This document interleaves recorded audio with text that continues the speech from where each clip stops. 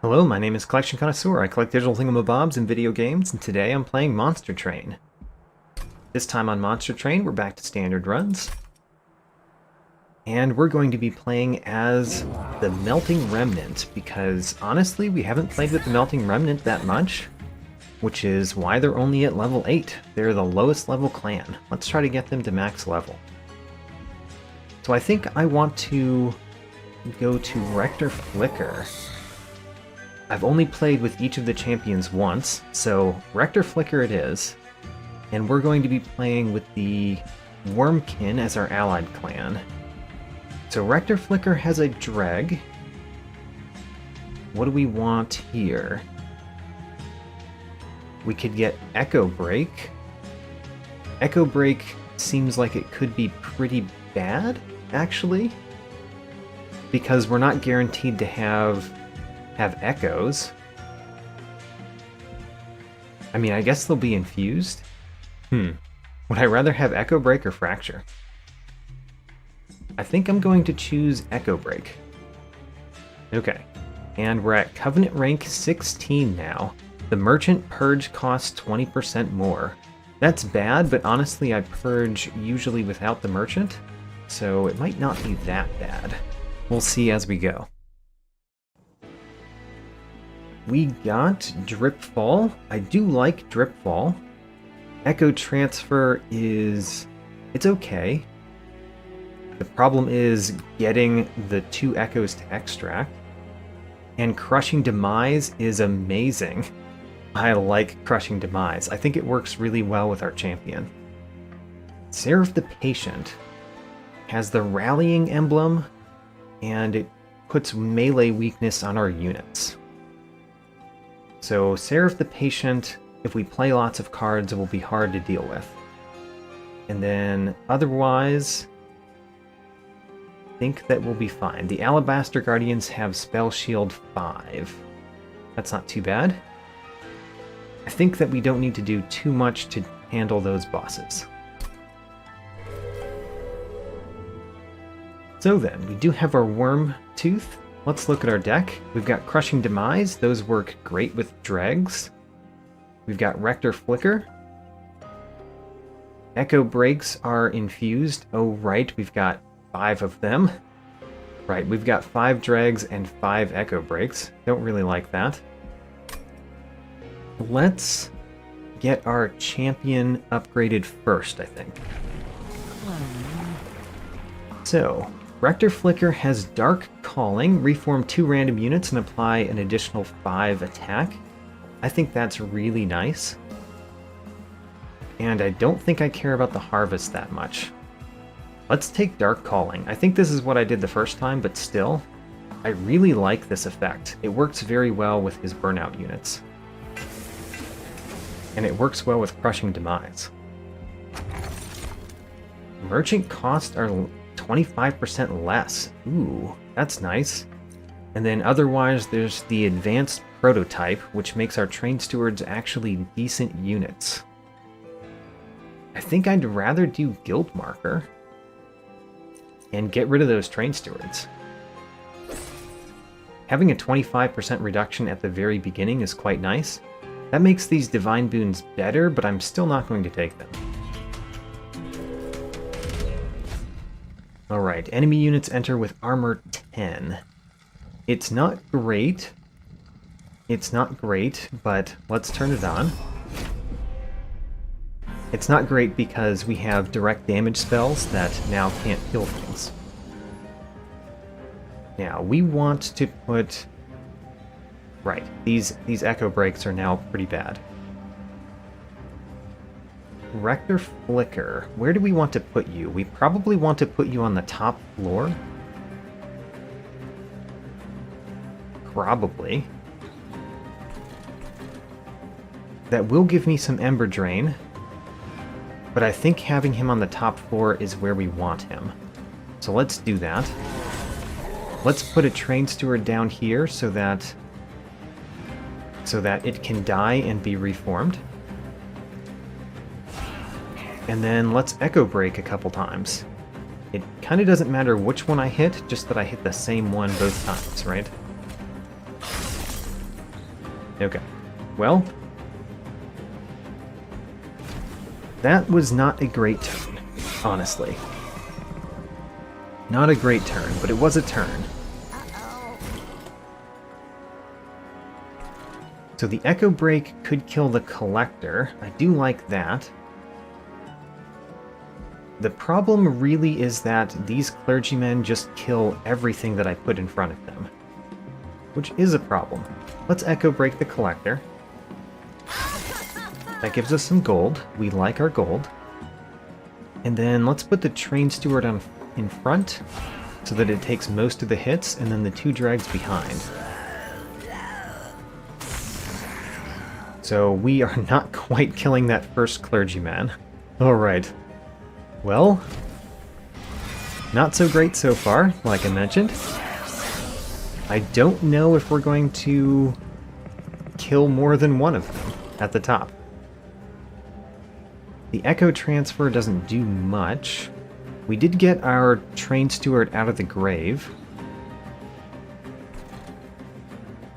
We can fit a Train Steward at the top, and it could kill something, and it would burn out. So all of that is pretty good, because it burning out means that we don't get the Ember Drain. The Echo Transfer. The Echo Transfer doesn't do much. Unless we play it on this floor, where we play a Dreg that does not die. Not sure if we're going to play a Dreg that does not die, but let's see how far we can get. Now, if we play a Dreg at the top, it could kill another one, I think. If we play a Dreg at the top, we could Echo Break one. And honestly, would we rather have... Yeah, let's kill how many we can up here first. So, let's place a Dreg in front of Rector Flicker. Right? We really want it in front, like actually in front, but it would die if it was in front. So we can't put it in front. So right now what's happening is the Train Steward kills that one, the Dreg kills this one, and then Rector Flicker kills this one. If I played the Echo Break here, I would kill this clergyman, but then the Dreg could not kill this clergyman, and so it wouldn't help at all. We can't fit any more units, which means this is going to be the best that we can do here. We're going to take 1 damage on the pyre from that clergyman. Honestly, not as bad as it could be. Let's play a Train Steward here, so that it dies and takes a fair amount of the damage. And then let's put a Dreg in the back. Does this Dreg also die? That's the real question here. That Dreg also dies before it gets to deal any damage. So we could do an Echo Break, deal 5 damage to something. We have another Echo Break here.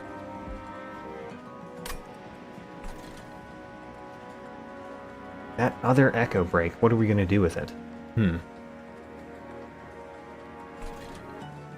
I'm wondering if we can kill one of these, like the front one, with just Echo Breaks. We're going to try.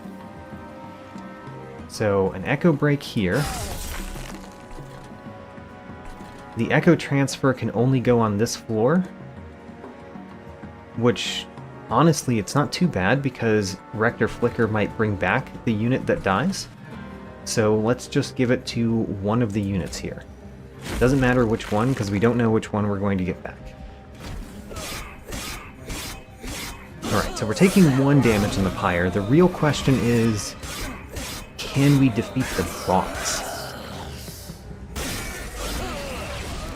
Because dealing with these has been a problem, but really it's the boss that's the real problem. So Crushing Demise, we could play at the bottom to just kill one of those. At the top we're only killing 1. Although we can play a Train Steward to make that more than 1.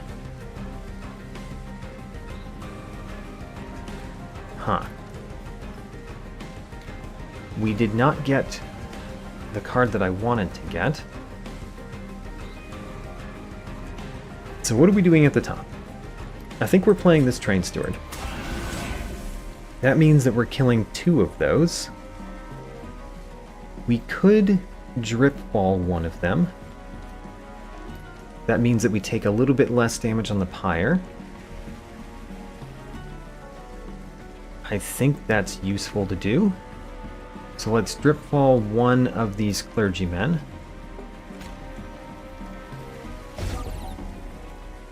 So now we're taking 2 more damage on the pyre. If we played Crushing Demise at the top, it could kill our Rector Flicker, which would be absolutely terrible.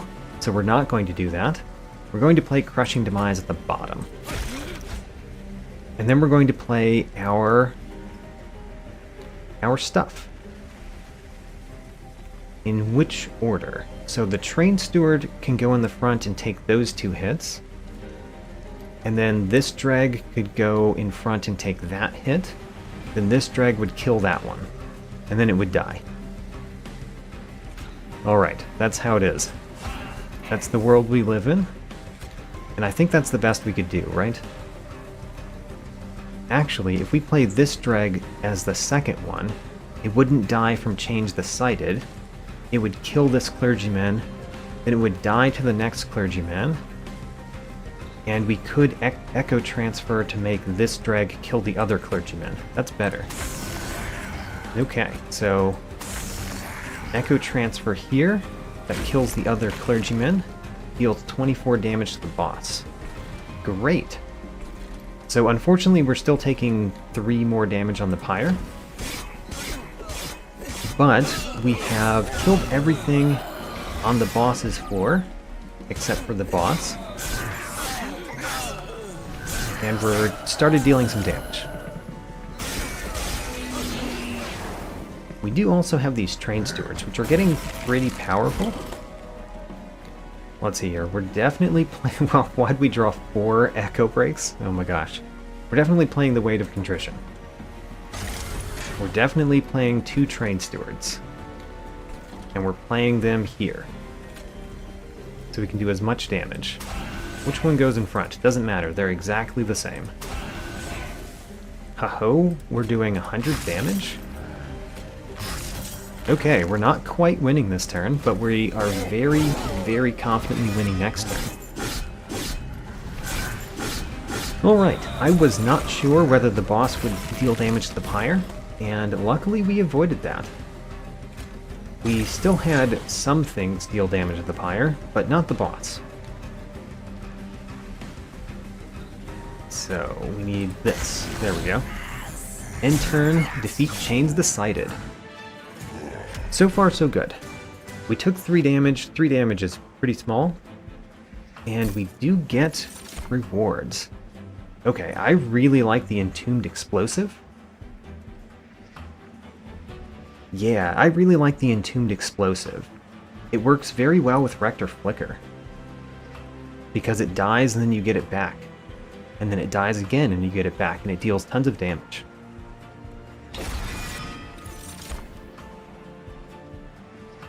Shelter is okay. Echo Infusion actually is really nice. It's just 10 health. Because it's infused and extract. So it's just 10 health. And I think 10 health is pretty good.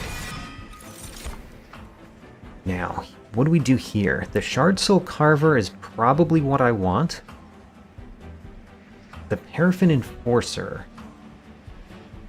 Strike, apply Rage 3 to friendly burnout units. It's okay. I do like my Shard Soul Carvers, though.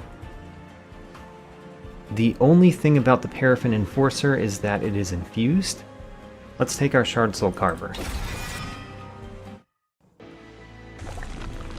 Now then, the Merchant of Steel we could actually go to because we'd have some units. The Divine Temple we probably don't go to. The Merchant of Magic is pretty decent with our Echo Breaks.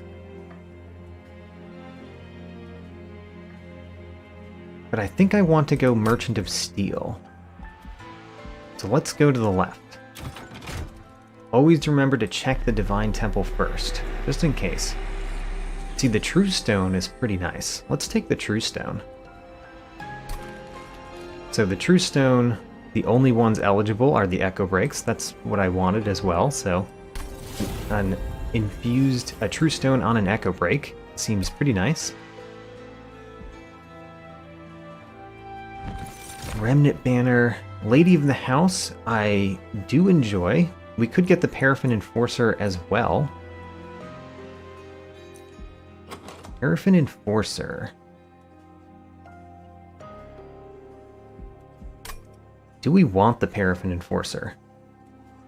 Let's try it out. I don't know that I want it, but let's try it. The Speedstone. Speedstone could be quite good. I was wondering, I was like, wait a minute, why does this only cost 50? Doesn't this say that the Merchant Purge cost is 20% more? But then I realized we've got the guild marker. So Echo Stone, I think I really want Echo Stone on the Shard Soul Carver. Yes, I do want that. So let's do that. That encourages us to inspire on the floor that is. And then the Speed Stone. That could go on a few different things and be quite good. The Paraffin Enforcer having a Speed Stone is actually pretty nice, because then we get the Rage 3 quickly. Huh. Or we could put it on the Shard Soul Carver, which, you know, Shard Soul Carver having a Speed Stone is pretty good. Let's do it on the Shard Soul Carver. So we've upgraded the Shard Soul Carver a lot. I could afford to Purge and Strength Stone, so let's do that.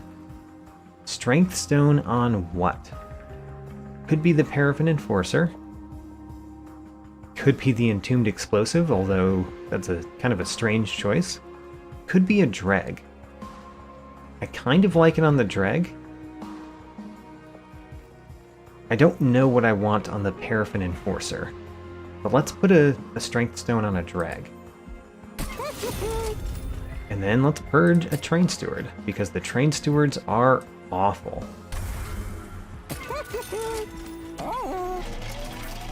Alright, and we're into the next one.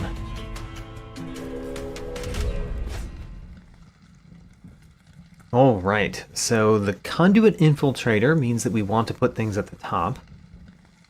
The Mark of Invasion, I think, is fine.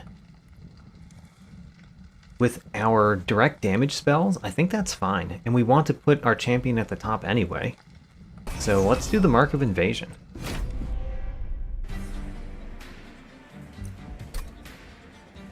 Let's hope we get a direct damage spell the first turn, though.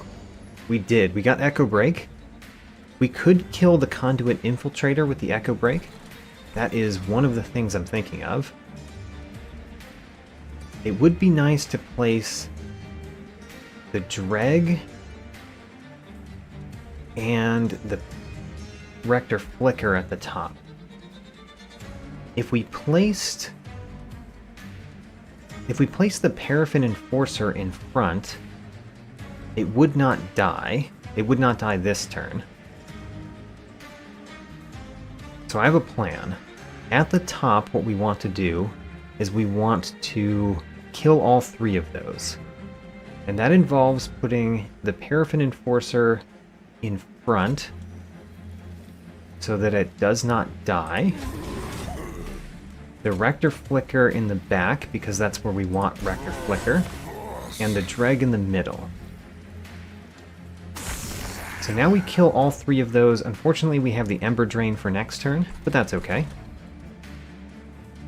Now then, how safely can we put the Shard Soul Carver at the bottom? That's where I want it. Can we safely put it at the bottom? We could kill the Conduit Infiltrator. That means that, because he's got Quick, he would take 5 plus 14. You know, he survives. Let's Echo Break the Conduit Infiltrator, so these things don't have haste. And so far we've taken no damage with the Mark of Invasion. I always consider that a good thing. If you can do the Mark of Invasion and take no damage from it, you're doing great. Granted, we still have to get past this turn. Now then, we only drew one Echo Break. Not what I wanted to see. I wanted multiple Echo Breaks. If we kill one of these with the Echo Break, then the rest make it through. Huh. That does mean that we can't get the Collector. So I'm choosing right now between our Paraffin Enforcer dying, which is kind of okay because we'll get him back. Or, so, hold on, let me say the whole thing. The Paraffin Enforcer dies. We take 2 damage on the Pyre because these two make it there. And we kill the Collector and get 50 gold. Or, we can kill all of these. Paraffin Enforcer does not die. And the Pyre takes no damage. Those are the options that I see in front of me.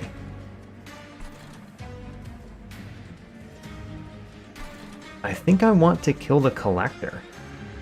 Honestly. Because killing the Collector is pretty significant. That 50 gold could be a lot. And 2 damage on the Pyre doesn't matter that much. So we're going to Echo Break here. Kill the Collector. Be kind of sad that we didn't get multiple Echo Breaks. And then we can only play one Train Steward at the bottom. We only have the space and the Ember for it. So sadly only one of those is dying. Our Train Steward is dying, and because of the Conduit Infiltrator, we're going to deal with all 5 of these units at the top next turn. Alright. We should have some direct damage spells next turn, though. So I chose this 2 damage. So I should not be upset that we got 2 damage. I chose it. Where are our Echo Breaks? They've been coming in very slowly. Alright. We're going to place things at the top that make it so that Rector Flicker doesn't die. The bottom is currently perfectly fine. There's nothing happening there. We could Dripfall one of these. Dripfall is interesting. The Echo Infusion, I think, is pretty straightforward. It's just a question of who we put it on. I think we put it on the Shard Soul Carver because it has the Inspire. So Echo Infusion on you. Now, I'm trying to figure out what to do at the top. We've got enough Ember to play all of our cards. The Paraffin Enforcer is going to burn out no matter what we do. We could do an Echo Break, which would kill any of these. Well, I guess not that Clergyman. And we could do a Drip Ball. So the most important one to kill is this one. So let's start there. Echo Break on you. Now then, we could Drip Fall one of these, like we could Drip Fall this Clergyman, for example. We could, yeah, actually I like that. Drip Fall this Clergyman. We could play a Train Steward here to kill that Clergyman. And then the Paraffin Enforcer and a Drag at the top. Paraffin Enforcer first because it has the burnout. So it's going to burn out and we lose the Ember Drain. And then we want to put a drag so that you don't make it there. So I guess we play this drag, because it doesn't really matter. And I would like to play a drag at the bottom in front of the Shard Soul Carver. Great. Okay. So far, so good. It's just the boss. How do we do against the boss? Still don't know. By the way, we did not draw Crushing Demise at all before the boss, which was kind of annoying. So we have Drip Fall. We could Drip Fall the boss. We really should Echo Infusion or Echo Break the Conduit Infiltrator. We don't have enough room to play the Paraffin Enforcer here. We could play a Dreg or an Entombed Explosive.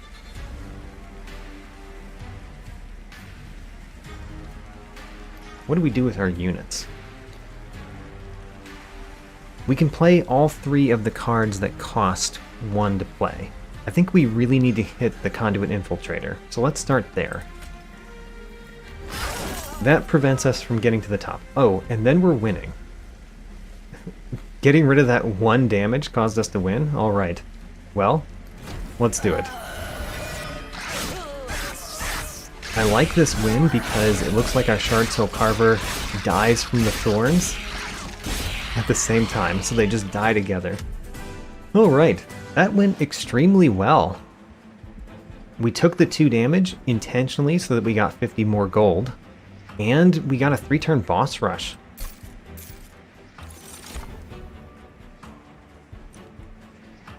I kind of like the Molten Encasement, but I really like the Wicklash, I think. I think the Wicklash is pretty nice.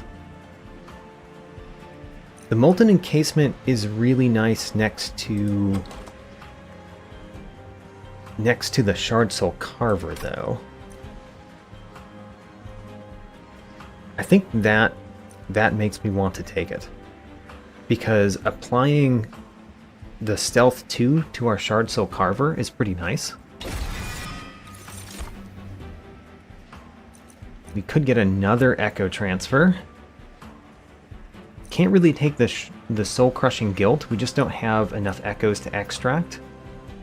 And the Shelter is not that great either, so I guess we're skipping these. Ho-ho, a special event? Which one is this one? An overwhelming presence pulse through. The understanding eludes me. Ho-ho, so we could get a divine artifact. Or we could choose not to get a divine artifact and get more gold, which I am going to choose. I actually think this is a weird... I'm not going to call it a problem, but a weird aspect of this event is that if you don't need the artifact, the best thing to do is not leave, but to take the artifact and skip it. Very strange. Okay, so duplicating our Shard Soul Carver is definitely an option. Otherwise, the Merchant of Steel and the Pyre Remains are quite good, and the Concealed Caverns either way. So I'm considering the Hellvent, but honestly, I think another Merchant of Steel is quite nice.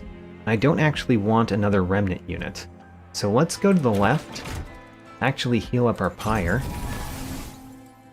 and check out the Concealed Caverns. What's in here? I don't recognize this one. An iceberg looms large over the Bone Shaker, illuminated by the light creeping into the cavern. You can see a figure inside, trapped. Runes etched into the ice read, "Witness the false prophet, forger of the Rail and Covenant, now damned and broken. He must have been a prisoner of the Winged, poor soul. The remains of his tools are frozen nearby. Perhaps he can help you, even in death. Do you take anything?" I've never seen this one. This is all new. Ooh, +1 space on each floor. That's always a good thing. +3 space on a random floor. Also interesting, although weirder. -1 space on each floor. +1 or +15 magic power. All of those seem quite interesting. I don't think I can take the Frozen Nostalgia, because of my dregs and my tomb units. We really do need the space. But I really like the concept of the frozen nostalgia, honestly. Still, we're going to take one of these two, either the hammer or the manual. Do we want one space on every floor, or do we want 3 space on some random floor? I think I'm going to have to go with the Rail Forger's Hammer this time. It's more basically useful, I think. You're able to melt the ice enough to retrieve the hammer. Its solid make gives you a calming assurance of the trials ahead. You leave the man behind. False prophet or not, you have a feeling he's helped hell more than you know.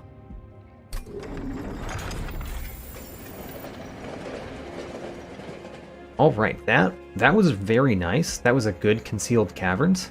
Let's get our Divine Horde next. Sinner's Salve is always decent. Flicker's Liquor is ridiculous. I love it every time we take it. We even have Rector Flicker this time. So it's perfect. Frenzy Stone. Ooh, we've got another Echo Stone. Man, I like these options. So Frenzy Stone. Frenzy Stone could go in the Paraffin Enforcer, because then the strike happens twice. Let's put a Frenzy Stone in there.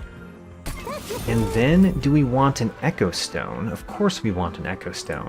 Where do we want an Echo Stone? Seems like it would fit pretty well in our Paraffin Enforcer. But maybe we want it somewhere else. Like this drag. The drag that we have decided we really want. Put it on the drag. If nothing else, it'll get +3 because it's infused. And then the Battle Stone can go on the Paraffin Enforcer, giving him some much needed health. It's only a little bit of health, but much needed. And I think we purge another Train Steward. Great. I think that's going to be the last time we pay to purge a card, though, because it's getting quite expensive. Now, Daedalus the Professor. Constructed explosives explode twice. It's bad. But at least we can throw things in front of them. Like dregs and tomb units. So as typical, we probably want Rector Flicker at the top. I kind of don't want to put anything at the bottom because of the constructed explosive that's right there. Although, we could intentionally put a unit at the bottom so it can die and get reformed multiple times. It's interesting. It's kind of a weird thing to do, though. Not sure that I like it. Either way, I think we're putting Rector Flicker at the top. And if something comes in front of Rector Flicker, we're going to have to throw things in front of it. Like if a constructed explosive goes up there, we're going to have to throw things in front of Rector Flicker to save him. Now we've got 2 Echo Breaks. We should play the Shard Soul Carver before the Echo Breaks. And then the Echo Breaks. So let's see here. I guess the Echo Breaks can only kill the little ones. We can't really kill even... Oh, we could have killed the constructed explosive. Should we have? I don't know. So now we could play the Paraffin Enforcer in front. It would die, because it would do... Yes, it would die, but I think it would take all of the damage. It didn't die. I forgot about the quick. Okay. It didn't die. We actually did a little bit of damage to Daedalus. We can put Echo Transfer on Shard Soul Carver. That's kind of nice, because of the quick effect. Oh, 39, eh? I mean, when we infuse, he's going to get 2 attack. So if we Echo Break one of these, then the Shard Soul Carver will quickly kill that one. There we go. And so Paraffin Enforcer dies, which is honestly kind of what we wanted. I don't really want to play this Train Steward. If I do, at least Rector Flicker will reform it. But do I want random Train Stewards to be reformed? I guess yes. So we're going to do it. You die so that you can become reformed. If nothing else, that will give me something I want to throw in front of Rector Flicker. Because that constructed explosive is right there. Ho-ho! The Entombed Explosive is kind of a cool thing to throw in front. I wonder what happens with the double explosion here. Does this explode twice, dealing 10 damage and 10 damage, and then this explodes and deals 50 damage? Or does it do 10 damage to the Entombed Explosive, the Entombed Explosive does 10 damage back, and then, or 50 damage back, and then it never does its other 10 damage? I have no idea. Could happen any of those ways. So you're dying and you're just doing a little bit of damage. We want to play this drag somewhere. We really want to play Echo Infusion. Maybe what we do is we play this drag at the bottom. I've got to know what happens up here, so we're going to play the Entombed Explosive up here, see what happens. Interesting. So it's doing 10 damage, kills this, then 10 damage, and then the 50 damage is going on Daedalus. Okay. Good to know. I probably want to give 10 more health to Rector Flicker, although it's also very useful on the Shard Soul Carver. I think I'm going to put it on the Shard Soul Carver. The drag unit is going to go here. And then I think what we do is we Drip Fall this one twice, so that it stays here and it's dazed.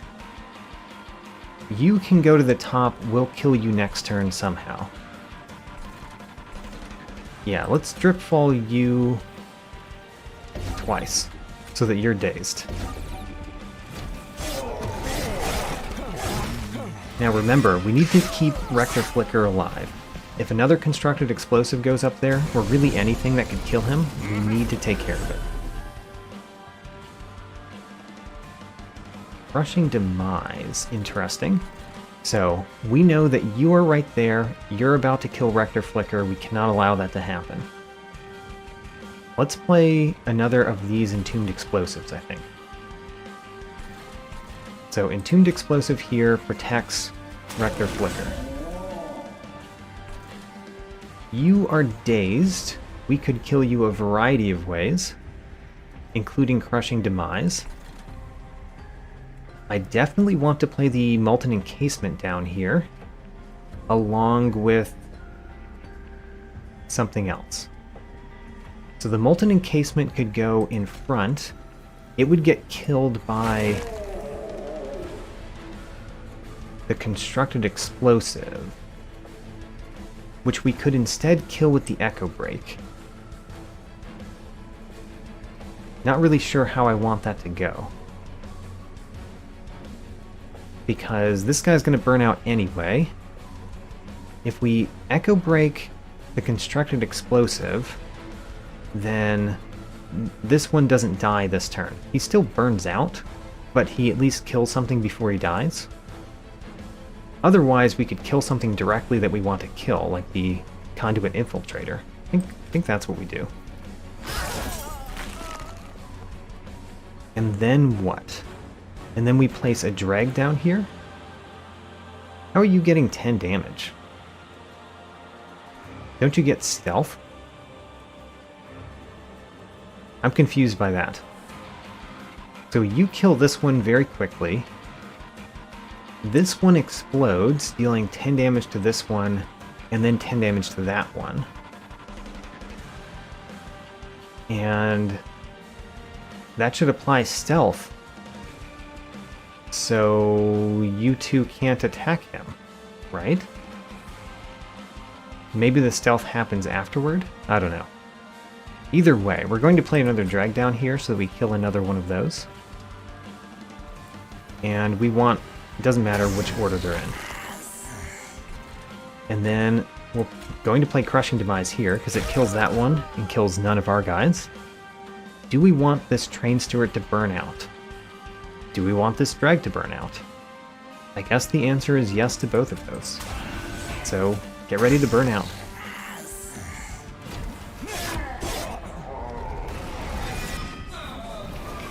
This Entombed Explosive is getting so much better. Oh, and the Paraffin Enforcer is getting pretty nice too. The Constructed Explosive kills everything there. Ooh, this Conduit Infiltrator has a damage shield. Luckily, we've got a Piercing Echo Break. Let's just do that immediately. Now then, this Entombed Explosive could take some hits here. I do want to play the Paraffin Enforcer. Let's play the Paraffin Enforcer. It's going to burn out. Let's put the Entombed Explosive in front. So now we're dealing damage to Daedalus, because what happens? This explodes, defeats this. This explodes, defeats that. Then we do 30 damage there and 30 damage to Daedalus, while also applying Rage 6 to our units. So we want to play 2 drags up here. I think one of them should go in front, so the 30 damage goes against Daedalus. Why did that not change anything? I'm very confused. Why did that not change anything? Because you should be killing something. You should be killing one of these clergymen. And we should be dealing 30 damage twice to Daedalus. Don't know. I'm very confused at what's happening at the top there. This Train Steward we're not going to play. I don't think it's worth playing.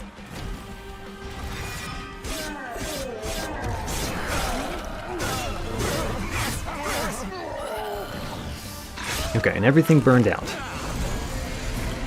So, final wave. We're not currently winning, but I feel like that's not too hard to change. For one, we can do the Echo Infusion here. That always helps. And then we're winning. Alright. Our Shard Soul Carver is doing rather well. I like our Shard Soul Carver.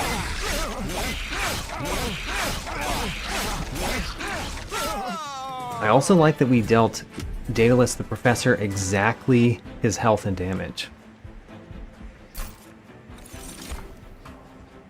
Echoes of the Past is pretty nice.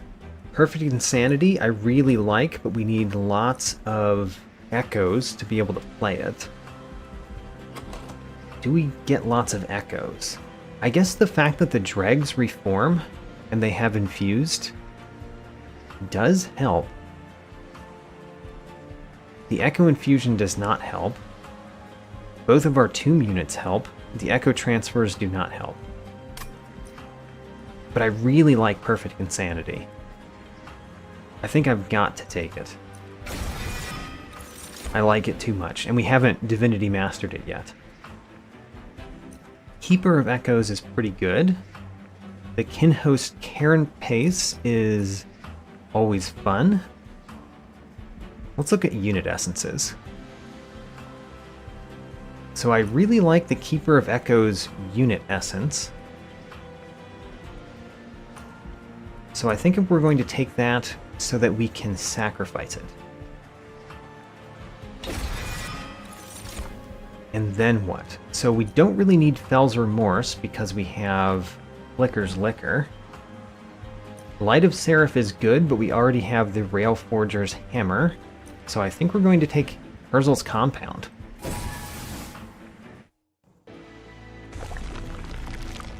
Alright, I think this is no decision really. We really want the Unstable Vortex, and we have not yet visited a Merchant of Magic. So let's go to the left. I think that I want to look at the Wurmkin banner first. And probably not take either of them. I think I'm going to just skip because we have a good number of units. Another Shard Soul Carver is fine, but we already have ours upgraded. Yeah, we've got ours upgraded a lot. I like our Shard Soul Carver. I think we don't want another unit. So I'm going to click the skip button any moment now. Alright, had to decide. Hard decisions. The Divine Temple, we're probably going to sacrifice something.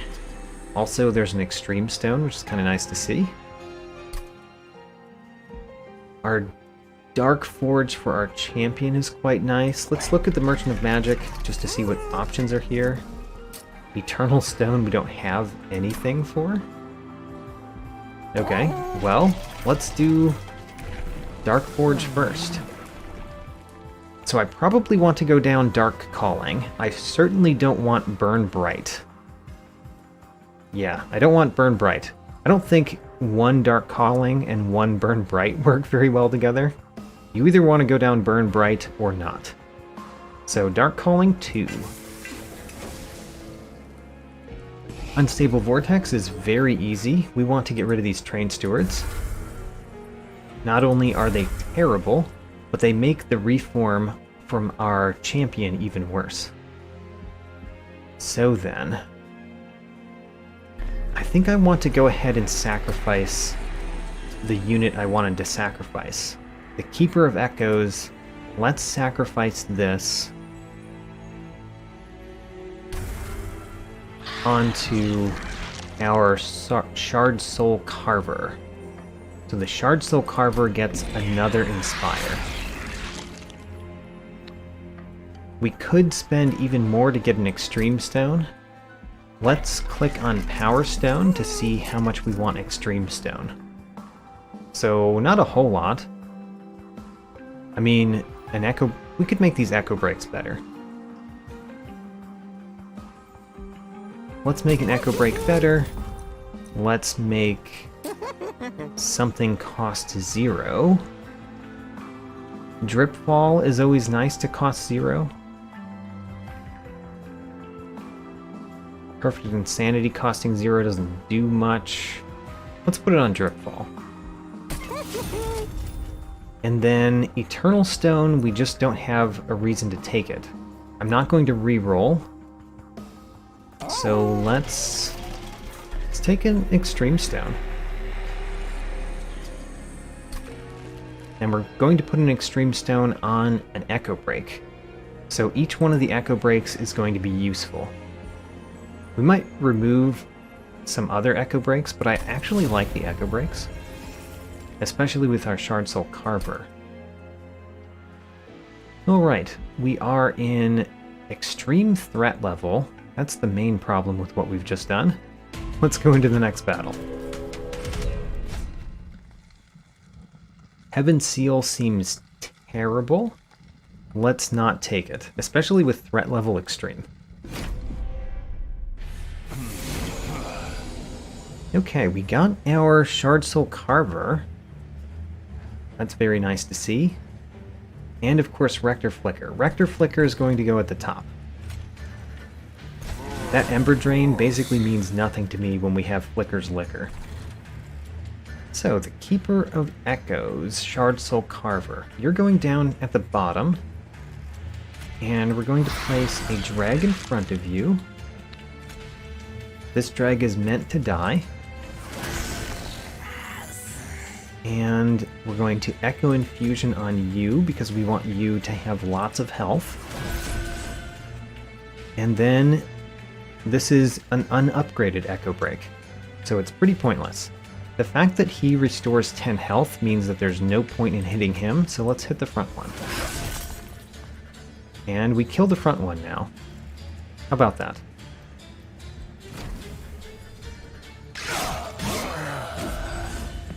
Don't know how we're going to deal 70 damage to that one, especially with him healing as well. I guess the Paraffin Enforcer and the Entombed Explosive kind of answer that question, don't they? I mean, I would like the Entombed Explosive to go at the bottom, but oh well. Let's play the Entombed Explosive here. Now you get minus 41 because you're healing 9. I need to think of how I'm going to deal with that, because the Paraffin Enforcer is really nice too, and I don't know where I want to put him. We could put him in the center, or we could put him at the bottom. This Echo Break, these both do 10 damage. You only get to hit one of these. Let's put the Paraffin Enforcer here.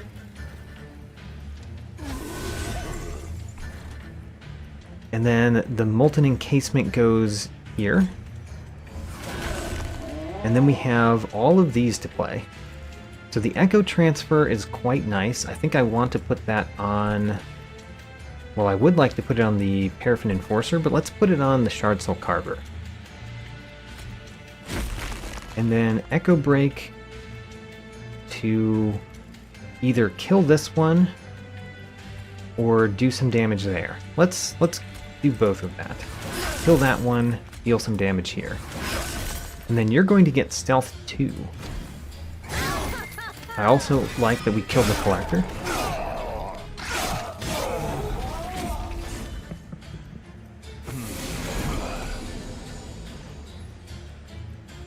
You are quickly killing that one, but not dealing any damage to the rest.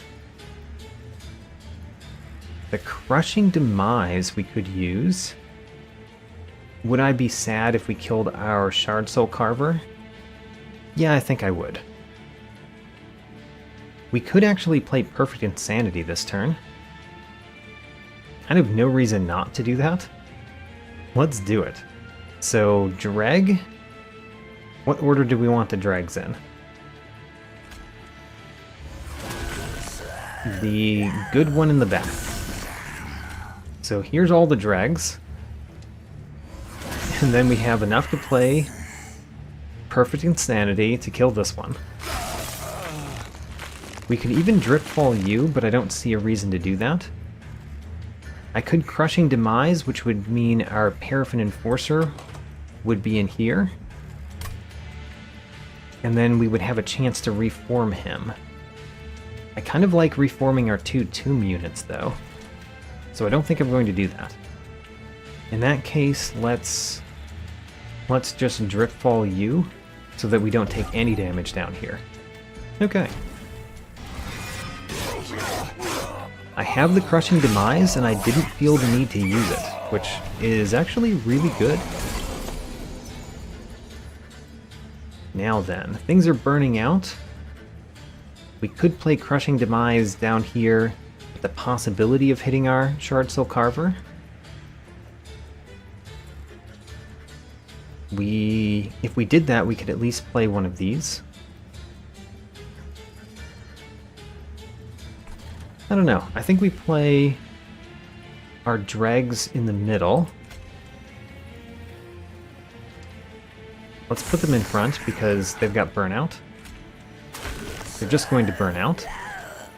I'm going to play you so that you burn out and give stealth to our units. And I'm going to play you so that you also burn out. Now our Echo Breaks. What do we do here? We probably want to just attack one of these with Echo Breaks. I think so anyway. And we could Dripfall one of these. I guess let's Dripfall one. So that you're dazed. And then you're taking damage because of the spikes. No reason to stop that from happening, so let's just play Echo Breaks on this one.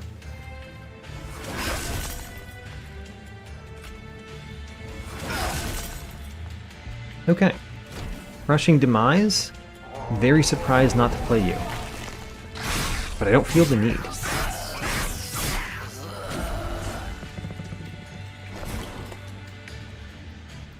So then, things are dying up here, no problem, except for you.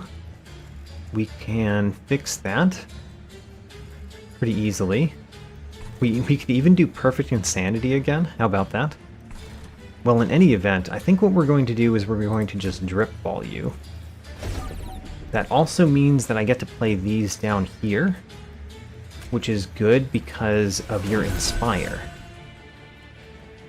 So we want to do this and this. Great. Okay, let's see how the boss goes. We got our 2 tune units back, which is kind of perfect. We are not yet killing the boss. Well, if we daze the boss, maybe that changes. If we play Perfect Insanity on the boss, that definitely changes. Alright. Let's play Perfect Insanity on the boss.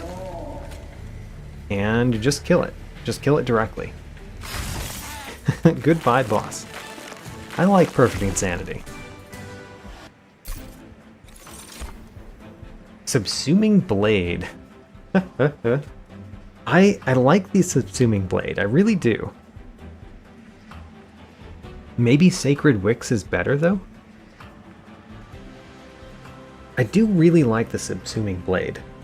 The fact that it costs 2 is not so bad with Flicker's Liquor.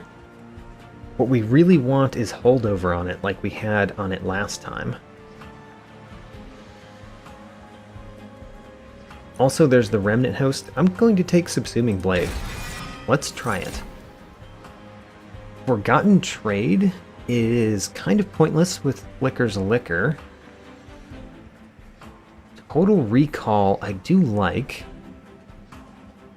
Soul Siphon is kind of no problem. Let's take Soul Siphon.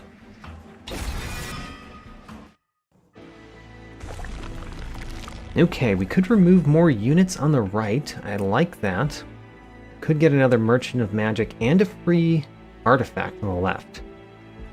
Let's look at our deck. What do I want to remove from this deck? I probably want to remove a Dreg, at least. Removing 1 Dreg is fine. Removing an Echo Transfer might be good. But for the most part, I don't really care to remove things. So let's not take it this time. Let's take that artifact. 20 Pyre health is good. Improved Firebox is kind of pointless. Lightstone Casing is pretty nice. Let's take that right now. And then look at the Merchant of Magic. Alright, Eternal Stone could go on Soul Siphon. You know, not the thing that I want to not consume, honestly. So maybe we're going to re-roll here, but let's take a Surge Stone first. Ooh, do we actually want a Surge Stone on Echo Break? I guess it's better... It's better than nothing. Let's put it on there. And then Emberstone is fine, but it's not that important. Let's just re-roll. A Freeze Stone. What do we want Freeze Stone on? Dripfall is not the worst thing for Freeze Stone. Crushing Demise is not the worst. Perfect Insanity. Perfect Insanity is where we want a Freeze Stone. Great. And then Power Stone, of course, goes on one of these... Ooh. It goes on Subsuming Blade, of course. And then let's buy an Emberstone. Emberstone, we could Emberstone another Dripfall. Sure, let's Emberstone a Dripfall. And then... be done for now. Let's move on to the next one. Non-boss enemy units enter with Spikes 4. Spikes 4 could be a little bit bad with our dregs. I don't mind it, though. I don't mind the Spikes 4, I don't think. And getting random artifacts is nice. Let's turn it on.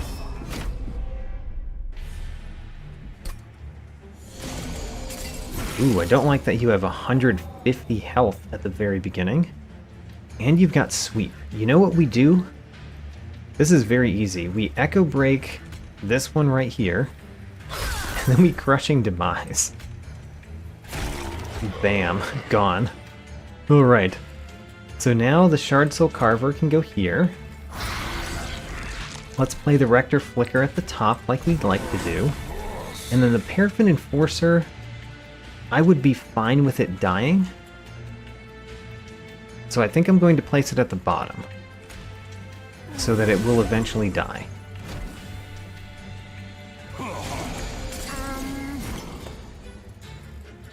We got a ton of dregs. What do we do with a ton of dregs? I'm not sure.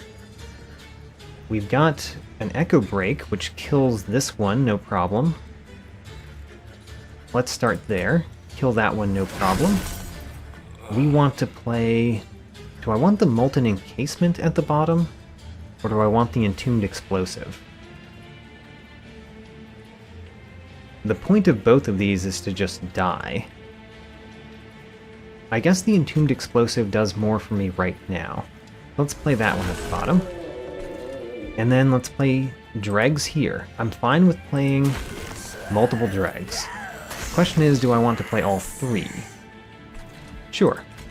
Let's put dregs in the consume pile. The Molten Encasement I don't really want to play right now. Let's save it.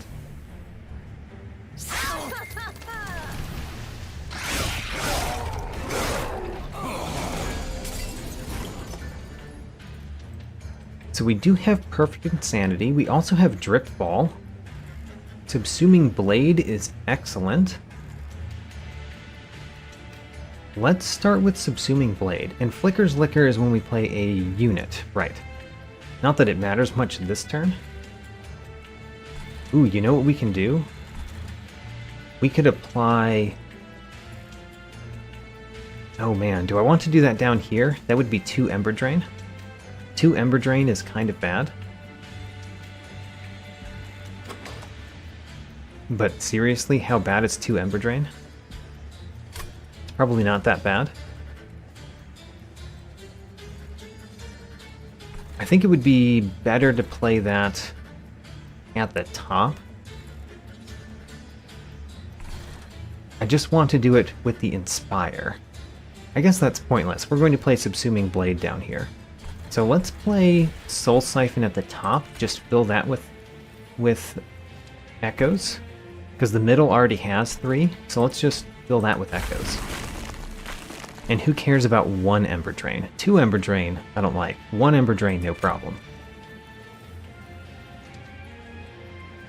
Let's see here. Do we kill this one or that one with Subsuming Blade? I guess we kill this one, because it had piercing, so that was helpful. And then we just Drip Fall you twice. And then Echo Transfer one of these. I guess we could Echo Transfer the Paraffin Enforcer. It doesn't feel like he's going to die anytime soon. I put him down there to die, but it doesn't seem like he's going to. Even with all of the spikes on the units. I just realized that giving the Master of Light there 2 dazed actually makes it so that my Entombed Explosive doesn't work on him, which is kind of annoying. So you are now dying. That's fine. We will probably save you, though. I think we want to... One of the things that we could do is Echo Break our own Entombed Explosive. It's kind of a weird thing to do.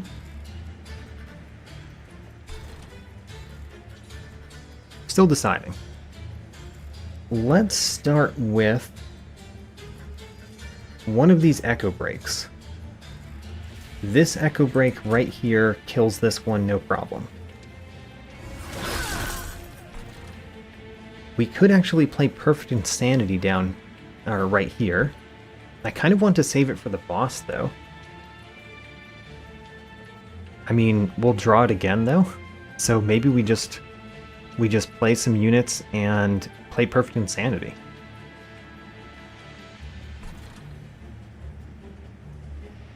Maybe that's what we do. Okay, so we're going to add the dreg that we really like. A dreg that's only so-so. We are going to play one more infused card. I guess that will be the Entombed Explosive. And then I realized that we don't need to play Perfect Insanity anymore, because this one burns out. So it burns out, and then it deals its damage. Okay, well, that solved itself in a way that I was not expecting. Let's play this Echo Break here, and this Echo Break here, and then give you 10 more health, because all of our decisions rely on you, and this Perfect Insanity. I wonder if I want the Paraffin Enforcer to die or not. I honestly don't know.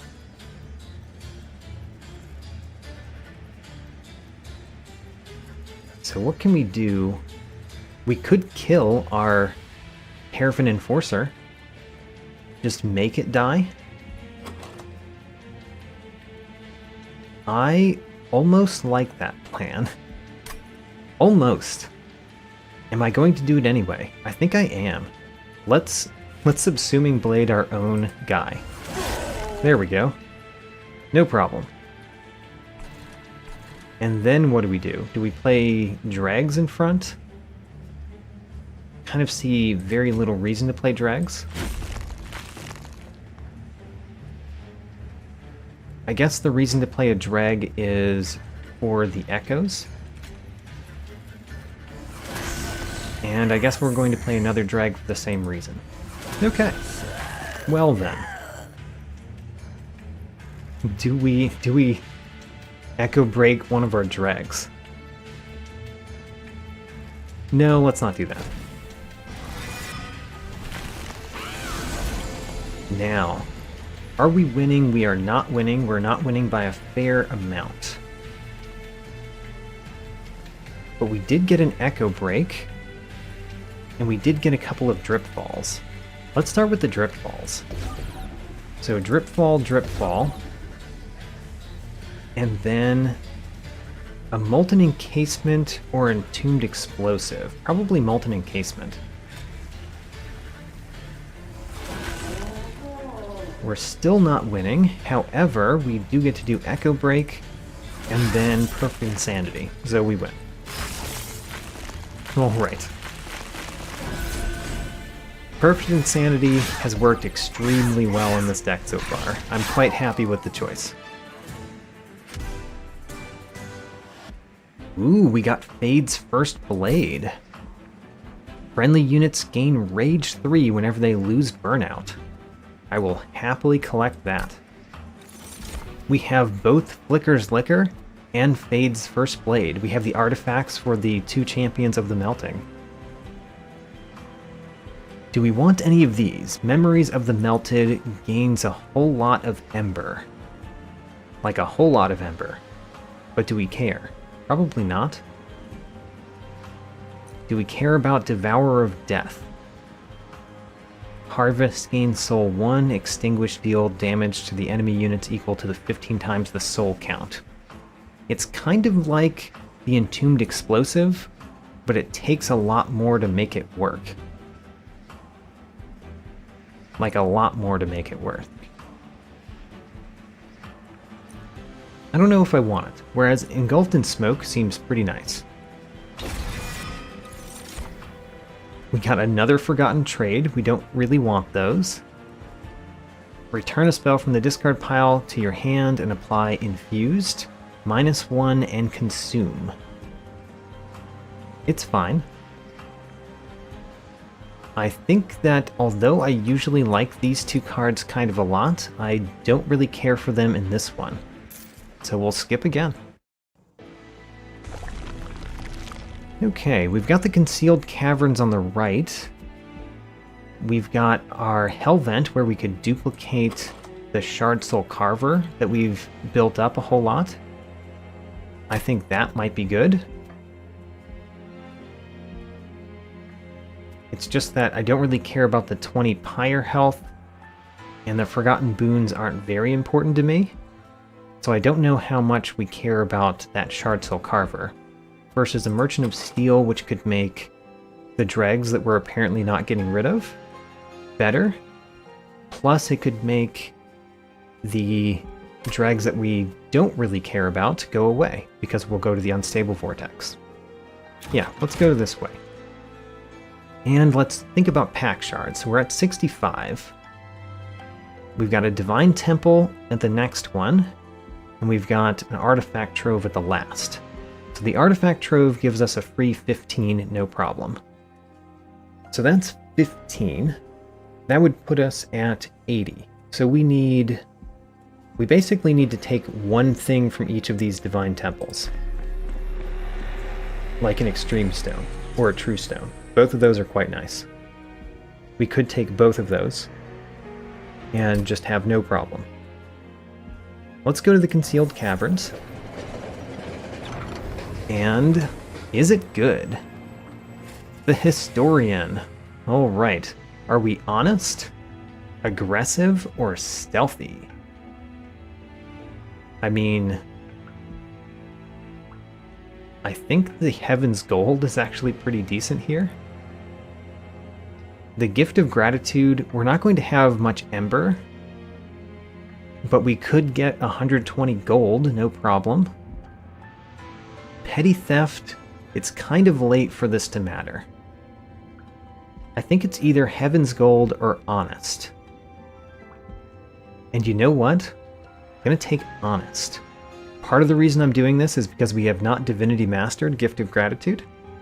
And if we just don't play it, and we win, we Divinity Master it. Which is... it's a hard card to Divinity Master, because it purges itself. So let's see if we can do it this time.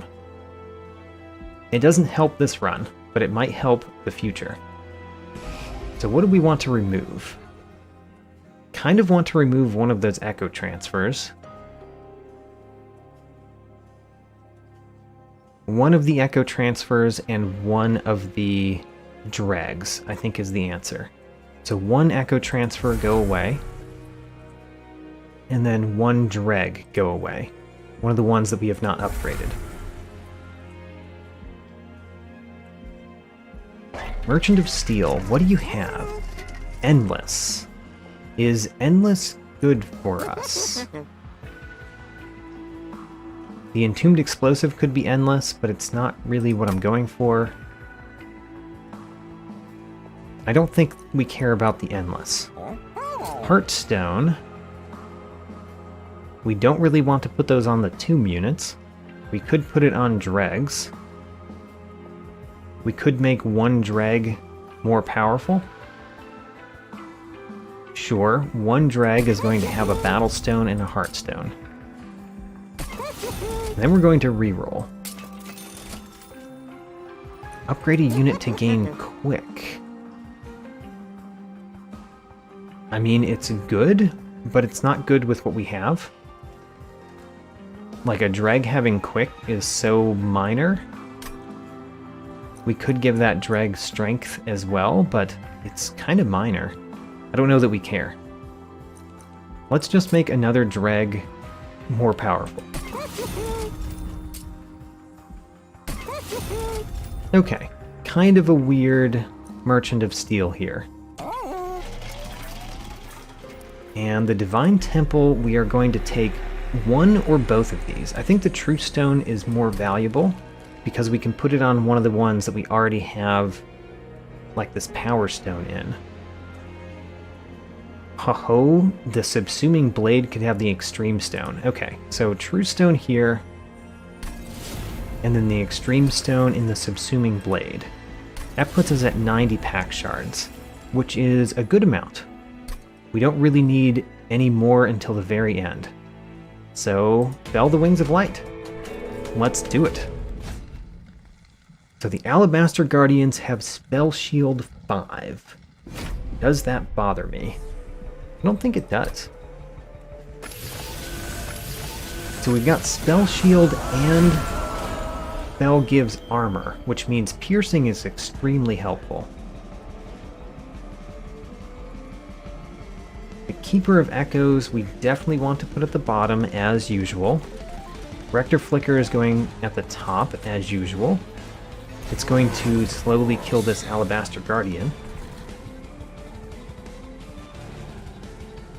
You guys are annoying. We can kill one of you with an Echo Break. I guess we could kill that center one with an Echo Break. I am going to play the Keeper of Echoes here. The Keeper of Echoes Shard Soul Carver. And then we're going to Echo Break you.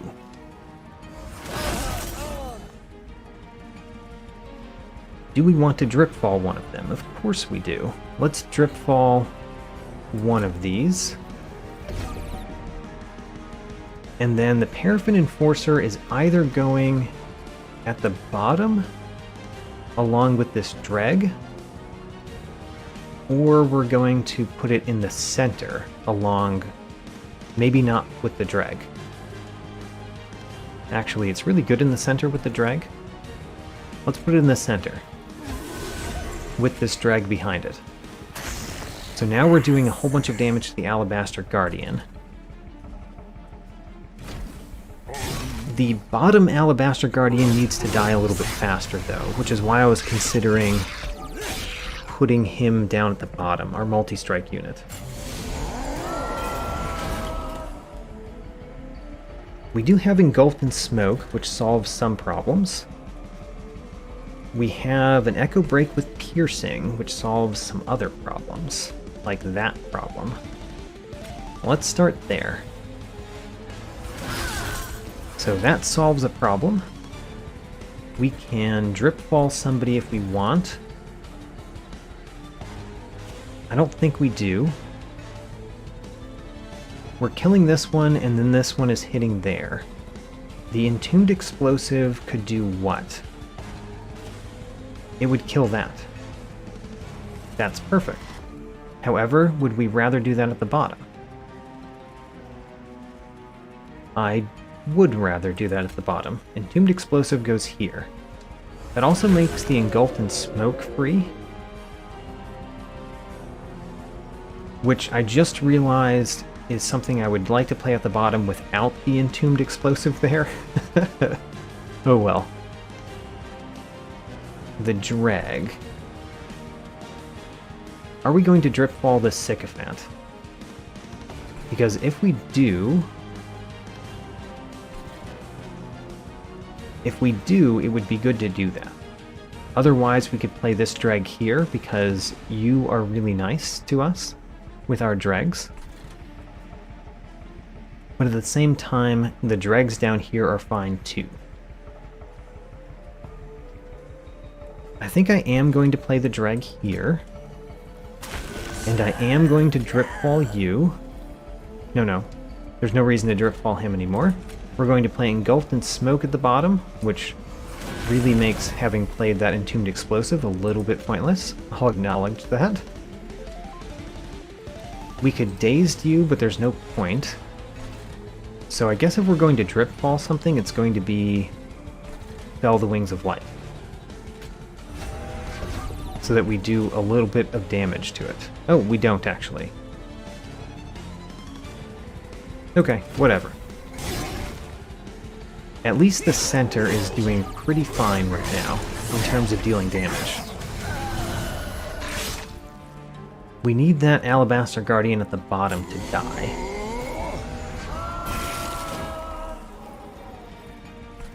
So you are not quite dying. That's not good. We could Perfect Insanity the boss if we had Echoes. We don't really have a source of that much Echoes this turn, though. We could play Crushing Demise. Crushing Demise in the center would kill that one. Echo Transfer makes it so that you are much better. I like that. And then what? We kill that one? I think so. Kill this one. We can no longer kill our own guy there. That's fine. I was considering it though. Let's Echo Infusion here, even though it gets you more armor. Don't really like that you're getting so much more armor. But we're going to play this Dreg here. Okay, that was only an okay turn. I don't know that that turn was my favorite turn. But at least our burnout units are burning out, and they are getting lots and lots of attack value. Can we play Perfect Insanity on the boss this turn? I think we can. I think we can. Let's try to do that. So at the bottom, nothing is going on that we need to worry about. At the top, we can play Soul Siphon. In the middle, this is where we're going to do stuff. First off, the Molten Encasement, I think, goes in the middle.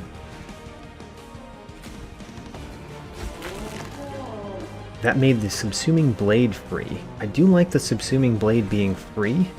The only thing it can kill is this. Or, I guess, the Alabaster Guardian at the top that's already dying. So let's Subsuming Blade this one. And then all we need to do is play a Dreg. Behind, of course, our Paraffin Enforcer. And then we can play Perfect Insanity on the boss. There we go. Lots of damage to the boss right there. You are not dying, which is really surprising. We can make that happen with an Echo Break. We could make you die. Let's do that. You're still not dying? Calculated that wrong. You only gained 10 armor, and I dealt you more than 10 damage. I dealt you 20-something damage. And the Echo Break here hurts you. We're not going to play the Gift of Gratitude. No reason to.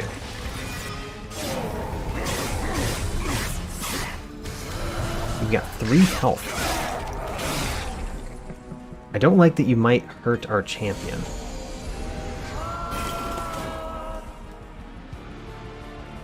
I mean, you're only hitting the champion for 9 though, so that's not very important. You have Harvest. You have Extinguish. You have Resolve. Okay. What are we playing at the bottom? I do like the Echo Break. The Crushing Demise, I don't really want to play where the Shard Soul Carver is. Kind of fine playing it in the center, but I don't need to. So the Crushing Demise, even though I'm very okay playing it, I have never come to a point where I really wanted to.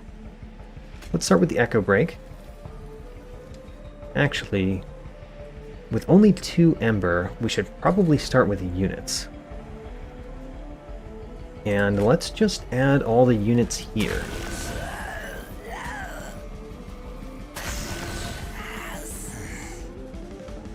Oh right, you still have Stealth. Excellent. Okay, so Engulfed in Smoke, we're definitely playing at the bottom.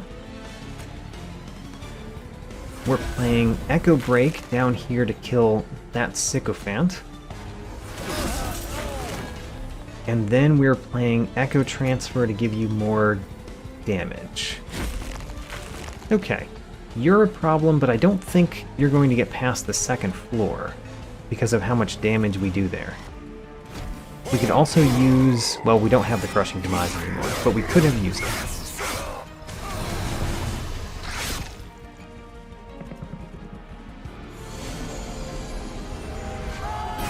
So then, the 2nd floor is the problem floor. We can... Subsuming Blade. Ooh. Let's Subsuming Blade this overcharged tank. And the only reason I'm pausing is because before we do that, we might want to play a unit. Like this one. Which might cause the Subsuming Blade to be free. And then we'll play a unit down here too. Give more stealth to our guy. that did make Subsuming Blade free, which we can now play. And then we do want to play Echo Break here, so that we can play Perfect Insanity on the boss again. So Echo Break on the boss, and then Perfect Insanity on the boss. The boss does not have a whole lot of life left. Let's do Echo Infusion here, of course. And then we could Drip Fall, but why would we Drip Fall? I actually don't see much of a reason to Drip Fall any unit. So, you're burning out anyway. Sure, let's Drip Fall this one, so that it's dazed.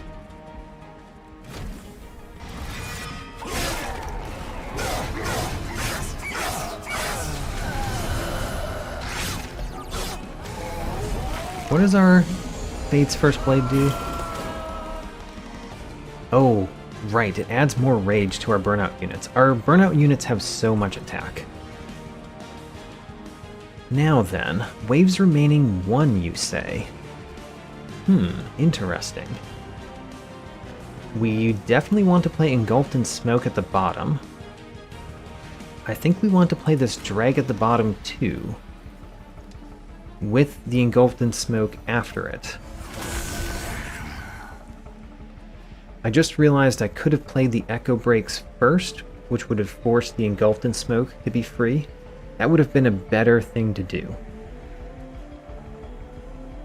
So both Echo Breaks on you. Actually, there's no point in doing that. We're going to Drip Fall you.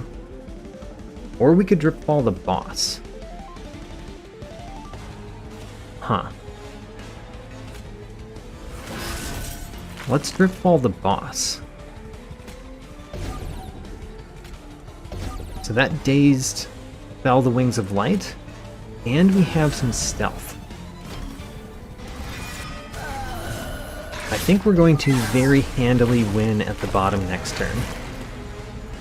Very handily. Alright. Alright, another one pretty well crushed, honestly. Let's keep moving on. Eternal Kinstone is fine. I kind of like the Unearthed Remains. Kind of like that. Because we want an extra echo space. It makes playing Perfect Insanity a lot easier. Let's get it. And then we definitely want Herzl's Compound. Basically drawing one more card every turn makes it so that Flicker's Liquor is even better. And that's great. So, we do not need to take pack shards here. There's another Concealed Caverns. I like that. Don't really care too much about the Merchant of Magic, although we do have the ability to put 3 spaces, 3 upgrades into our spells, and Subsuming Blade could get a really nice upgrade. So I'm considering it. But no, I think we're going to the right. And I think we look at this first, just so we know. Concussive Coals is nice. 3 magic power is not terrible. Extinguish abilities triggering an additional time affects both of our burnout, or both of our tomb units. It's not bad. Let's go to the Concealed Caverns. What do we have here? It's a dog. It's a dog made of bone. A dog made of bone sits by a hell portal, its bone tail rattling together against the stone in a jerking motion you suspect is nervous wagging. Yep. You catch glimpses of a foreign world through the portal.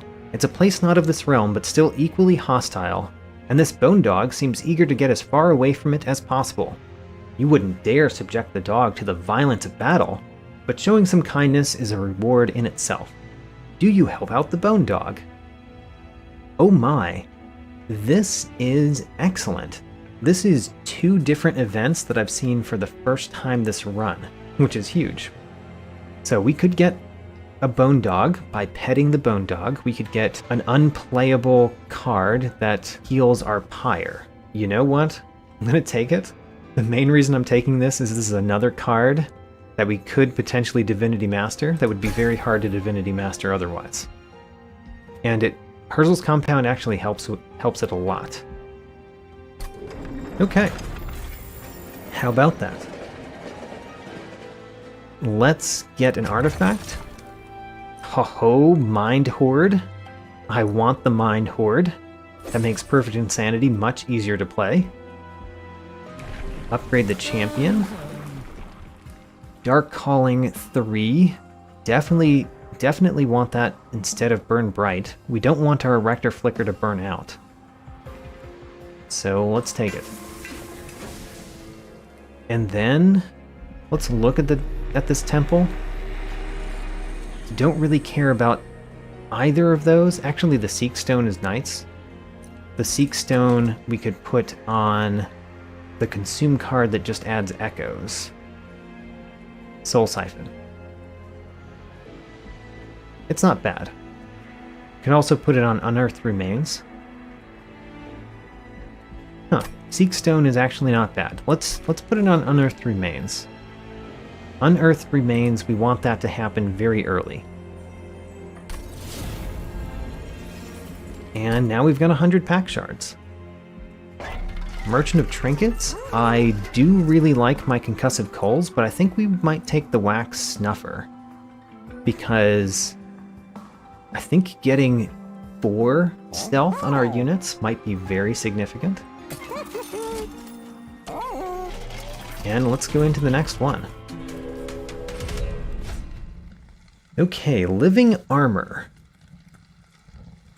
Do we want Aggressive Amulet? Probably not, especially with the Winged Conduits, which grant multi-strike. Let's not do that. That could be very bad for us. Let's avoid it. Oh man, he's got 20 health. Do we have... Oh yes, we got an Echo Break. Great. We also got Crushing Demise. So what we're going to do first is we're going to play Rector Flicker at the top. Then what we do is... I think we play this Echo Break. Yeah, I think we play this Echo Break right there. And that means that Crushing Demise will kill one of the ones that has lots of health. And then we get to play Keeper of Echoes. Now, if we play Keeper of Echoes, it will make one of these free. What we really want is for it to make that one free. So if we play this Echo Break first, we're guaranteed to have that happen. Great. Now we've got 6 space, which is enough to play our Perfect Insanity. Whenever we draw it, we could just play it without getting echoes that turn.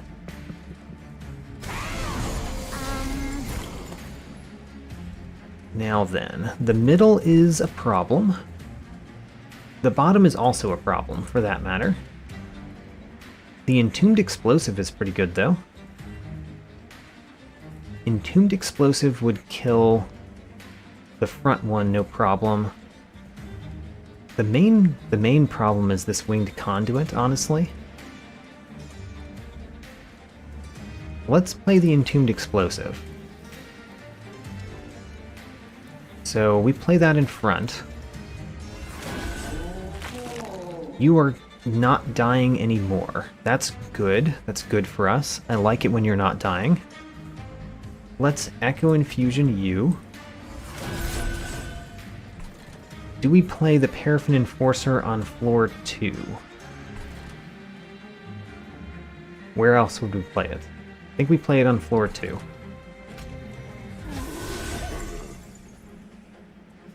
And then where do we put the drag? We could put it behind him, which is a very nice place to put those. I think what we do is we play Echo Transfer on you. and we play the Dreg. I think we're going to Dripfall you. Dripfall you so you don't deal as much damage.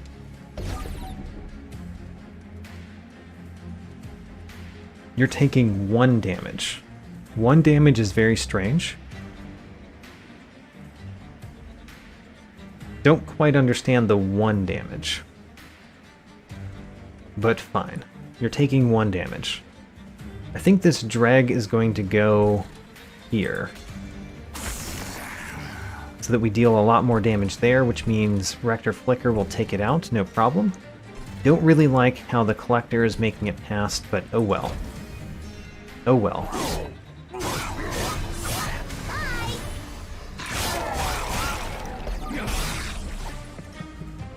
You took the 1 damage. Oh, right, of course. You took the 1 damage from the creature that does 1 damage.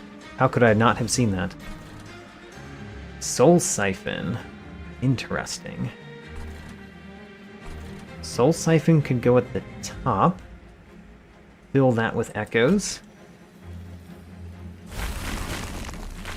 We're going to play Subsuming Blade, of course. We're going to play Molten Encasement, of course. Molten Encasement going at the bottom seems good. We can kill the Winged Conduit with Subsuming Blade. So Molten Encasement goes at the bottom. Next. I would like you to die. How do we kill you? I would like this one to die too. The Echo Break doesn't deal enough damage to kill them, though. I guess it does if we bring this one down. Interesting. So if we Dripfall you, even though you add even more multi-strike, we can actually kill you now because after we play Subsuming Blade, we can Echo Break to kill you. Cool. This Dreg is going to go behind here, so that we deal a lot of damage to you. Unfortunately not enough, but we'll figure that out next turn, I guess. And then we play Subsuming Blade to kill this one, because we definitely want that. And then we play Echo Break to kill this one. Great. Now you guys don't have so much multi-strike, which is important to me.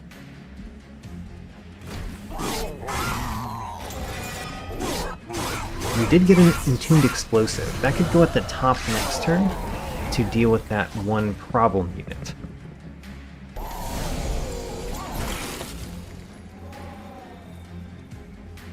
Or we could do that other ways. Perfect Insanity we could play any time, which is really nice.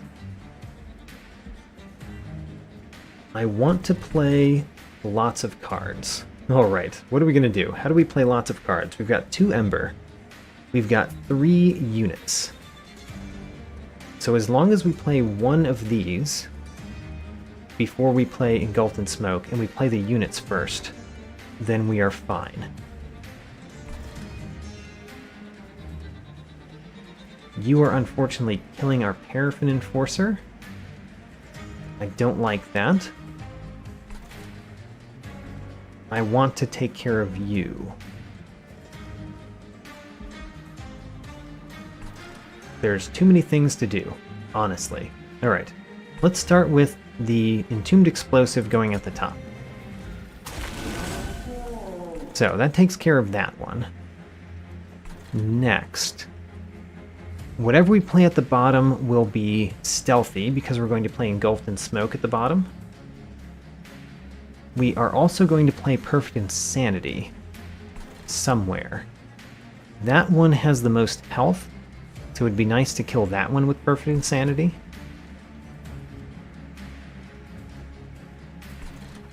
In order to do that, I have to get 4 more echoes on this floor, which is actually very possible. Okay, let's do it.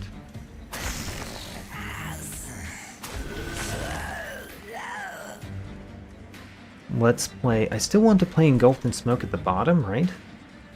I guess we could play it here. Let's play it here. And then we're going to play an Echo Break here that kills this one. Which means this Echo Break is going to just hit you, I guess. And then Perfect Insanity this one. Great.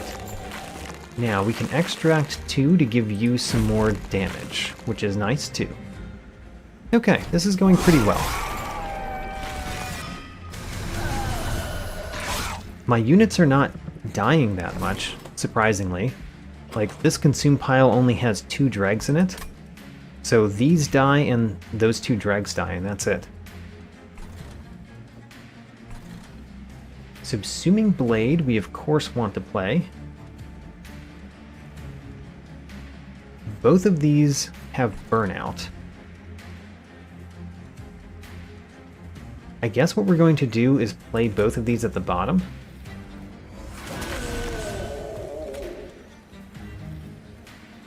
That one's going to burn out and give them stealth, which means during the Relentless phase we're going to do a little bit better. And then, what do we do here? This Echo Break is pretty terrible. It does 1 damage. Subsuming Blade, of course, we play. Do we play something before it? We could play this Echo Break. Echo Break here, and then Subsuming Blade here. Kind of didn't matter how I did that, but it was fun that way. Let's do... So, you are burning out. Instead of having you burn out, we could just Echo Break you, which also triggers the Inspire. And then let's Echo Infusion to give you more health. Alright, I think we're going to win next turn. That's a good Bone Dog. Trying to heal my pyre, even though it's fully healthy. Now, how are we doing? We're not winning. Not winning yet. You've got multi-strike? Oh, because of the winged conduit. Right. We can take care of that first. So, you no longer have multi-strike. You're still not dying. So let's play Molten Encasement. You're very close to dying. Let's play a Drip Ball and a Drip Ball. And then I just realized we've got Perfect Insanity in our hand. Let's play that. Alright, now we're winning. Alright. Our deck is doing very well. We've got 2 battles left to go, and I feel pretty good about them. Although the Last Divinity, I'm going to have to figure out how to deal with my champion, because putting the champion at the top doesn't really work in the Last Divinity fight, because the Last Divinity has Sweep at the top. Alright, let's play a Fatal Melting. A Fatal Melting could do a lot of damage with the deck that we have. There's another Soul Siphon. There's Broken Memories. I don't really care for the Revenge of the Damned. Let's consider Broken Memories. What do we have that consumes?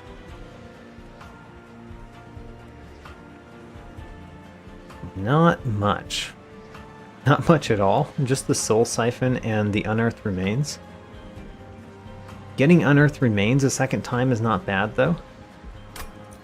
Let's take it as a second Unearthed Remains.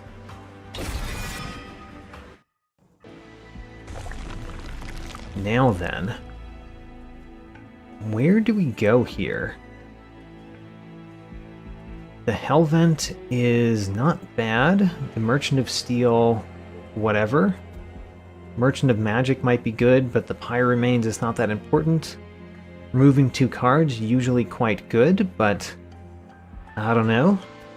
Whereas the Forgotten Boons could allow us to buy a merchant, a trinket from the merchant. I think we're going to go right. I don't know what I'm going to duplicate, though. let's look at our Merchant of Steel things. So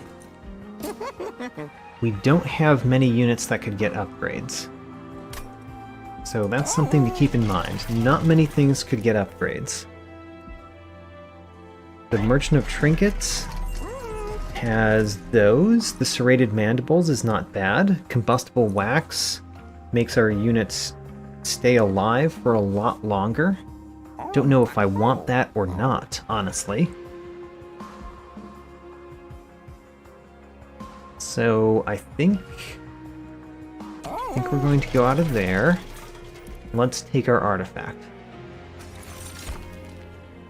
When played, your champion gets plus 50% attack. That's not bad. When a card with Consume is played, all cards gain +1 magic. It's not terrible. Or Winged Steel, draw even more cards. Let's draw even more cards.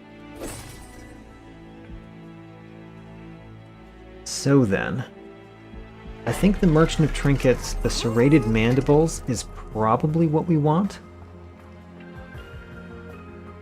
I think I want it more than the Combustible Wax. So there we go. Spent that money. We've got 20 money left. There's no reason not to buy one of those. We could get the Echo Stone and put it on a Dreg. I think that's better than the Heartstone on a Dreg. Sure. The last Dreg gets a little bit upgraded. And then we duplicate something. I honestly don't know what. Duplicating one of our Echo Breaks is not terrible. Duplicating Engulfed in Smoke is not terrible. For that matter, duplicating the Molten Encasement is not terrible. How about the Perfect Insanity? Do we get enough echoes for that to be something that we duplicate? I really like that it has the Freeze Stone. The Shard Soul Carver is really nice, but if we duplicated it, we would have a lot of trouble placing other units because it takes up 3 space. Still, it is one of the best units we have. So our champion takes 2 space. Do we run out of space? The other thing about the Keeper of Echoes is that it could go in front of the champion in the final battle against the Last Divinity. Also, Subsuming Blade. Subsuming Blade does 63 damage piercing. That's not terrible to duplicate. One of these is worthwhile. I just don't know which one. I think I'm going to duplicate the Keeper of Echoes. And now we have 130 pack shards, which is a little bit more than I really like to get. But let's go into Seraph the Patient. Now, Seraph the Patient does melee weakness and has rally and incant. I think our main plan is to hit Seraph the Patient with a couple of Perfect Insanities.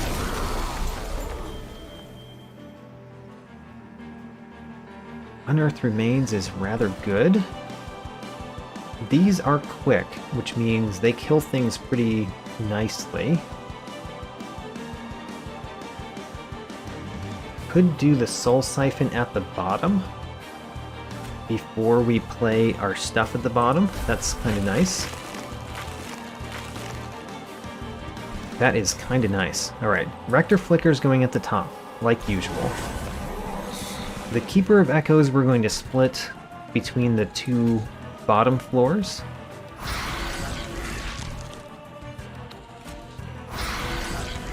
They're quick, so they kill things quickly, as it were.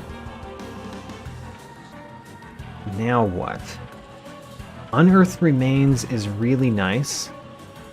I think I want to do that in the center.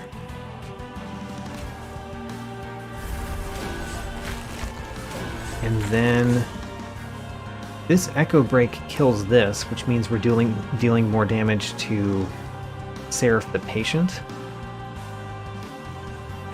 We probably want to do the Echo Transfer here, as well as the Echo Infusion.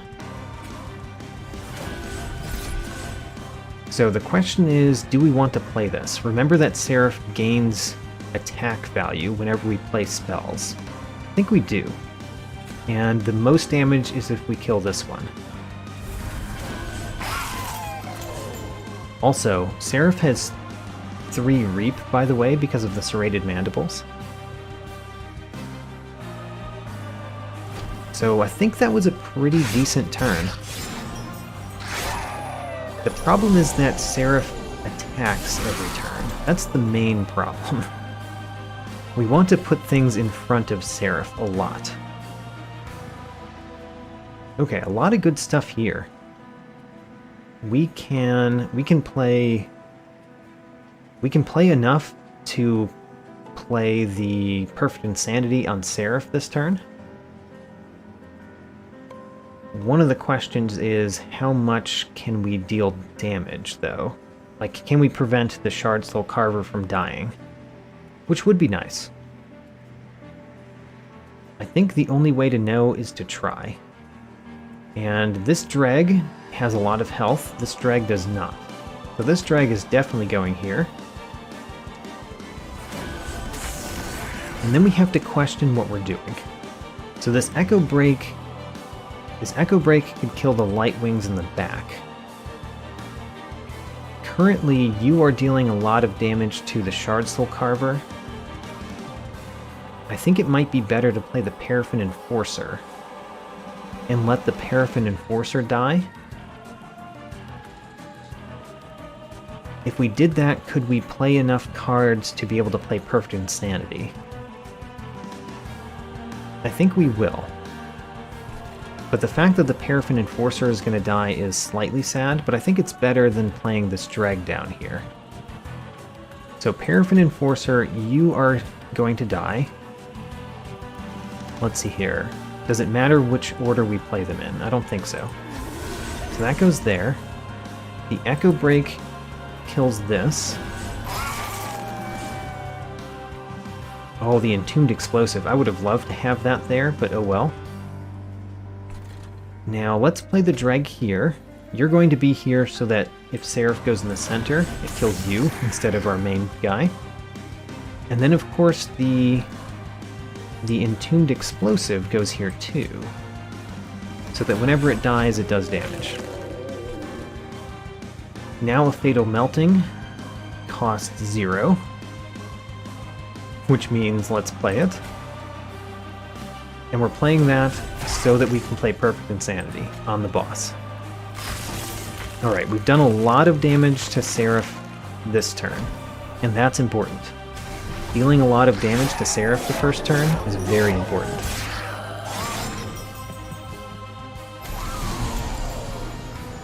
Okay, you are trying to kill my champion. I do not like that. How does my champion not die? Only if we put something in front of it. We can easily put a Dreg in front of it. So let's do that. Let's start there. Keep the champion from dying. It's currently still dying because of the Light Wings.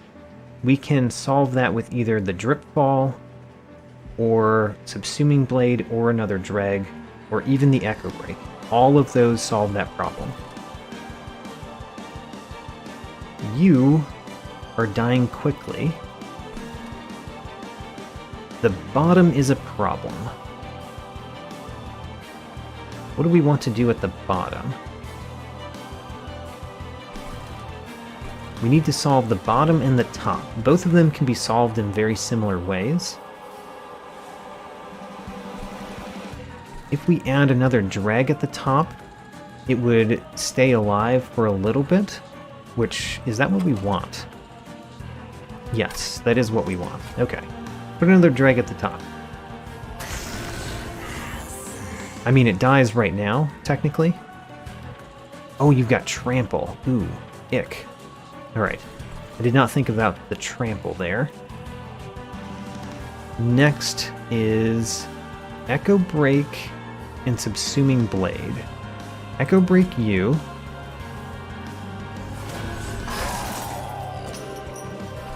I guess we could Dazed Seraph, technically.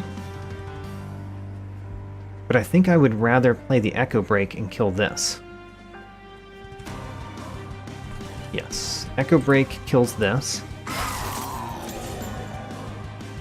Now Seraph is dealing 20 damage to Rector Flicker, which also takes away his melee weakness, so that might be good. And then we play Subsuming Blade and Drip Ball. Subsuming Blade will go here. I'm doing this because it increases how much it deals by 3 permanently. Would it be better to do this here so that, you know, it stays at 63, but then we deal this a whole lot more damage? Don't really know. Let's do what I think I want. And then let's Drip Fall you so that you don't deal damage. Okay, overall, only an okay turn. At least we're dealing 80 damage to Seraph.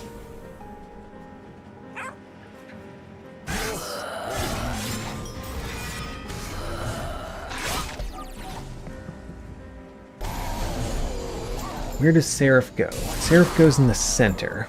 That trample is terrible on Seraph.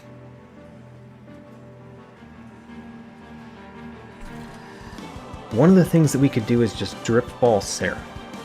I'm really considering that. The Molten Encasement goes really well at the bottom.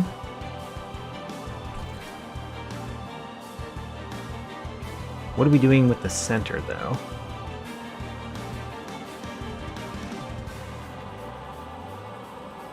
If we're going to Drip Fall Seraph, I think we want to play some things at the bottom first. Like this Paraffin Enforcer. And like a Drag.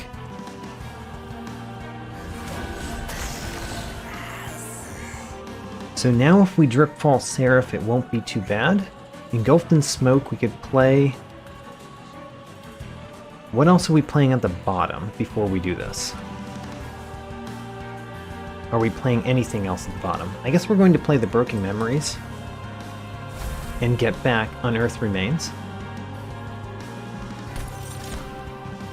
Which we drew immediately. Okay. Well, we do want to play that at the bottom. So let's play that here. And then I don't think we play anything else at the bottom. So now is the time to Drip Fall Seraph, so that we don't increase Seraph's attack value too much. Now, we are going to play... Oh, we're going to play Engulfed in Smoke at the bottom. But I didn't want to play that until... Well, we can't play that until we play the Molten Encasement, which we're going to play here. Behind the Entombed Explosive, important. That's an important aspect of that. So Engulfed in Smoke we are going to play at the bottom, even though that increases Seraph's attack. And then we play Echo Break and Echo Transfer. Echo Transfer there. Echo Break. I guess we make sure that this one dies. Great. Okay. So things are happening. We have lots of echoes stacked up, which means whenever we draw Perfect Insanity again, we get to play it.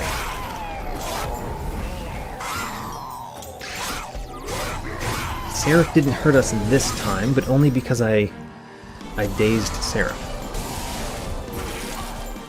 Seraph went to the top, which is not where I can play Perfect Insanity. I could Drip Fall Seraph again. You know, Drip Fall on Seraph is actually a really decent way to deal with it. That would also allow me to do Perfect Insanity on Seraph. Okay, great. So the plan is Drip Fall, Perfect Insanity at the end of this turn. What do we do for the rest of the turn? We've got a couple of Burnout 3s. We've got a Fatal Melting that actually does some damage now. I want you to die. Let's play a Drag here. let's play a drag. Do we play one at the bottom? I don't see a reason to play one at the bottom. Let's play one in the center again. Oh, right. That one probably should have gone behind. Whoops. Let's do this Echo Break to kill this one. You are now dying because of the Reap. That's very nice. Which means we can play the other things elsewhere. We're going to play things in the middle before we do Drip Ball, Perfect Insanity. So we've got 2 Ember to spend. It could be a Fatal Melting to deal 24, or 2 Echo Breaks which do more damage. Okay, 2 Echo Breaks do more damage. Huh, okay. Do I want that in the center still? I do.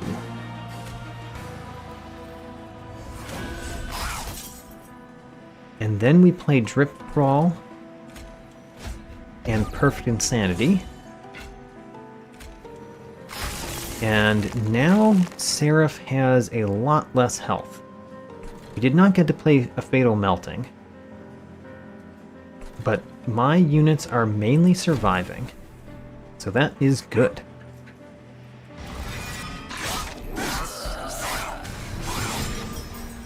Where does Seraph go this turn? I'm gonna guess the bottom. Ooh, it went to the top. Really don't like you going to the top. I could Dazed you again. Alright. Well, I'm probably going to Dazed Seraph yet again. What are we doing elsewhere? Let's play the Entombed Explosive in the center. Let's play the Molten Encasement at the bottom. Subsuming Blade is now free. We could kill anything. We could kill that, for example. Kind of like that. You've got Burnout 1, which is great, because I want you to die even if I kill this one. We got Crushing Demise. Don't really need it. The Echo Infusion could go on either of my Shard Soul Carvers. The Echo Break, what do we do with that? Echo Break, I guess we go here. Let's go here. Echo Break there. And then Echo Transfer at the bottom because we have lots of extra Echoes. Let's do Echo Infusion here. And then we're going to Drip Fall. Ooh. I forgot about you, the Lightwings. I definitely should have killed you with something.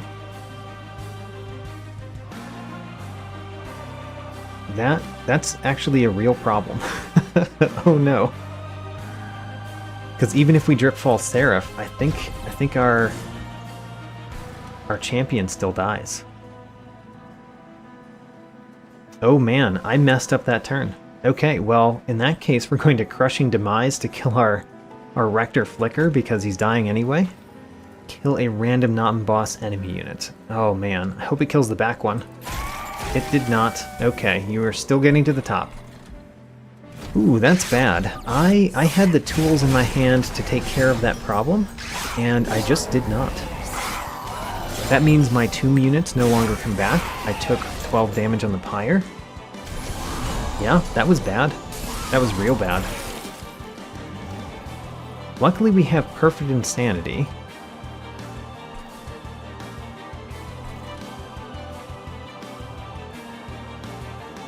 So let's see here. What do we play? We're not getting... Oh no.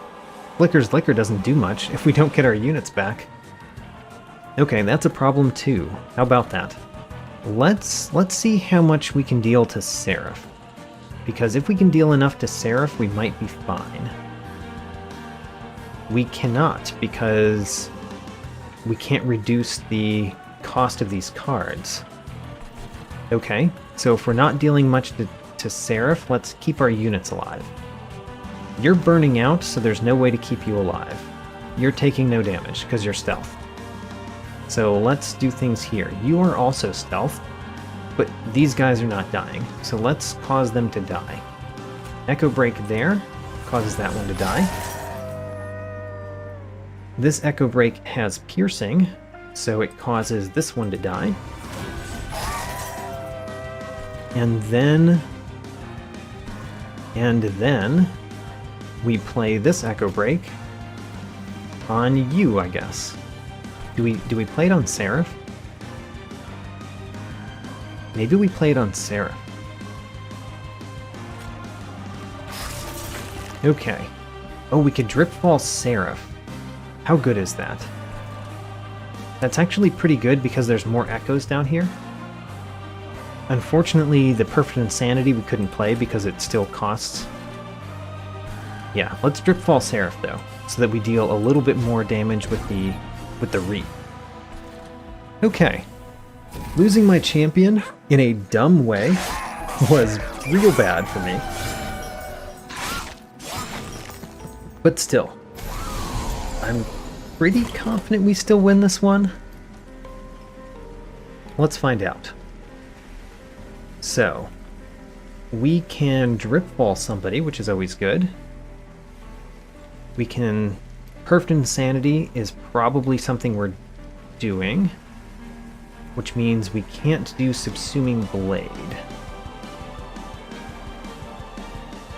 Okay, Echo Break first. I think Echo Break on you is very helpful. And then Perfect Insanity, the boss, is extremely helpful. And now what? We could Dripfall Seraph. It would do something.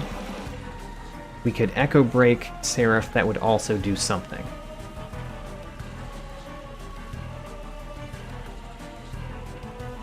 Let's Dripfall Seraph.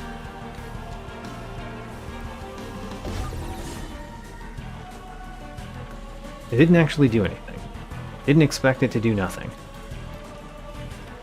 You are going to take 3 hits to kill this, no matter if I play Echo Infusion or not, so let's play Echo, or Echo Break, I mean. So we're planning to win on floor 2, apparently.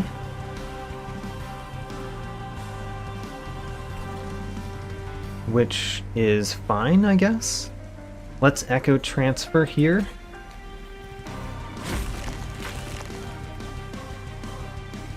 And then try to win on floor 2.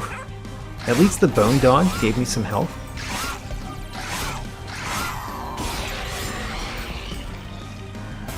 Alright. So, Seraph, how much damage are we dealing you? Ooh, Stealth 2. Stealth 2 probably solves the problem. As well as Dripfall. But I think Stealth 2 does this. There we go. Stealth 2 did it. Let's also kill you. There we go. Oh man, that was a tricky one at the end there because I let my champion die. Whoops. Don't let the champion die. I ended up taking 2 damage. That's only because my Bone Dog healed me for 10.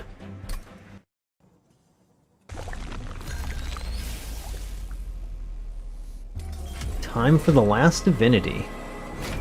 Now, I need to really focus on keeping the champion alive. Not only because I made a mistake last time, but because it's also a little bit more difficult this time to keep the champion alive. I think the champion needs to go in the center.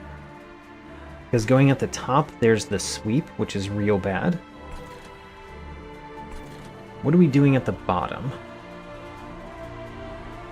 See, we need to play something with the champion. Do we play the Keeper of Echoes in the center with the champion, or do we let the champion take 9 times 2 damage the first turn? Might be 9 times 2 damage the first turn, because that Keeper of Echoes needs to kill things early. So Keeper of Echoes goes down here. You're currently dying, don't worry, we'll solve that problem for you.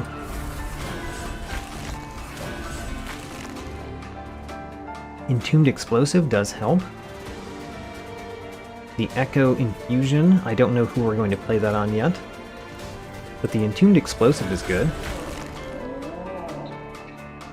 Now, we're going to play a Dreg at the bottom, definitely. Probably this one. And we'll probably play that other Dreg in front of our champion. I think I like that plan. So the Echo Infusion is going to be on you. Who do we Drip Fall? We could Drip Fall that Wiltwings.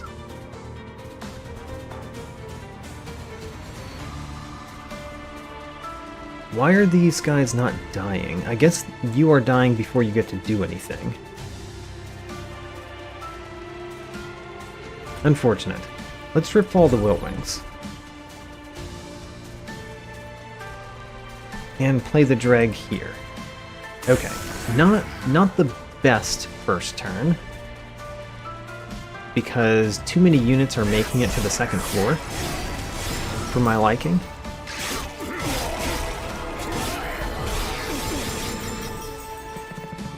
But we need to power up our Shard Soul Carver down there. Subsuming Blade does 69 damage. Engulfed in Smoke really helps with the Shard Soul Carver. We have our first Perfect Insanity, which I like. I like those Perfect Insanities. I think we want to play the Paraffin Enforcer in front here.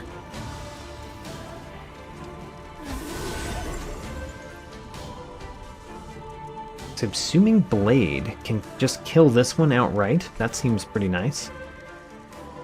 Granted, we want things at the bottom to die too, but we've got other ways to deal them damage at the bottom. So Subsuming Blade this one.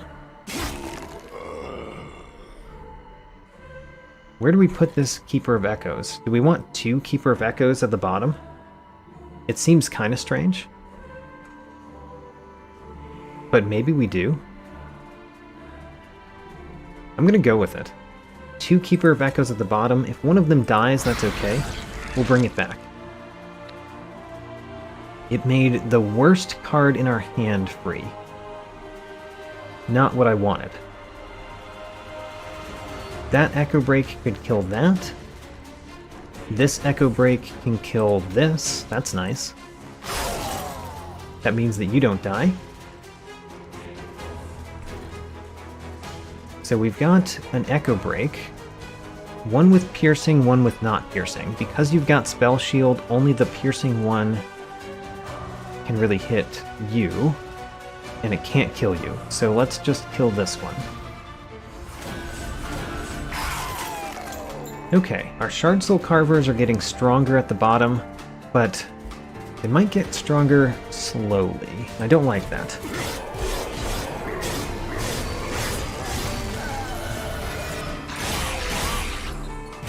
I do like that I have the Entombed Explosive and the Dreg, though. Okay, so many things to do.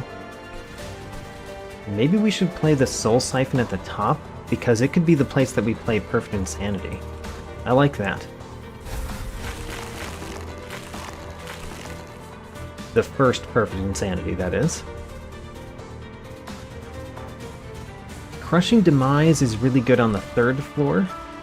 It could be fine on the bottom floor, maybe? This Echo Break could kill that Wiltwings. What else are we doing? We want the Entombed Explosive to go here.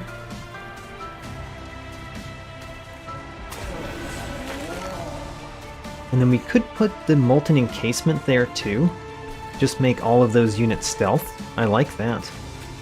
Let's make you stealth. We got a Dreg. A Dreg that doesn't fit anywhere, except for the top. You know, putting Dregs at the top is fine. it is a way for us to play our Perfect Insanity this turn. And I think the Perfect Insanity this turn is how we win. So let's play Dregs at the top. 2 Dregs at the top. Perfect Insanity on the boss. And then we've got Echo Break, which can help at the bottom somehow. I guess if we kill you, does that really do much of anything? I don't know that it does.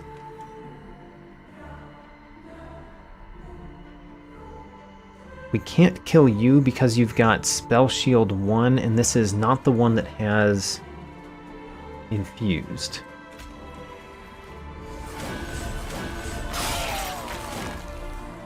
Okay. Things are not going great at the bottom. We could play the Crushing Demise to kill one of those. If it killed our back Shard Soul Carver, that might be bad, though. And I'm not going to do it in the center. It's basically something that we play at the top. Hey, our Bone Dog healed our Pyre. That's nice.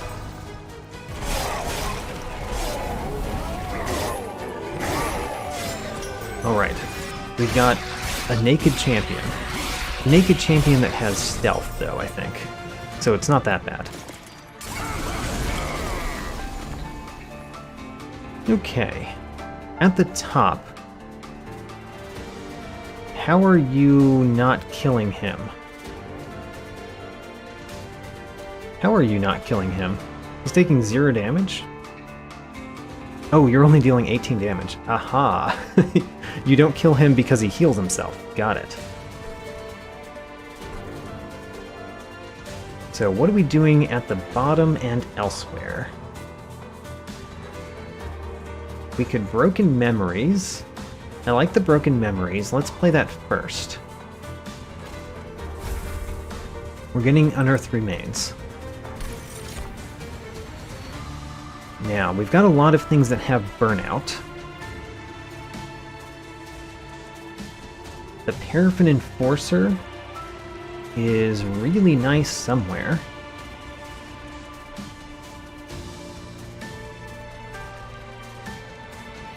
Don't know what we're doing with our cards.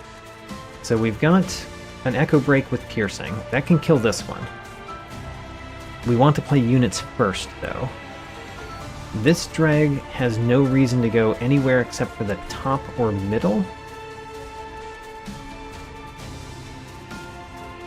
We want to place something down here. The fact that you've got Trample means that we need to place something that has health, which I guess is going to be the Paraffin Enforcer.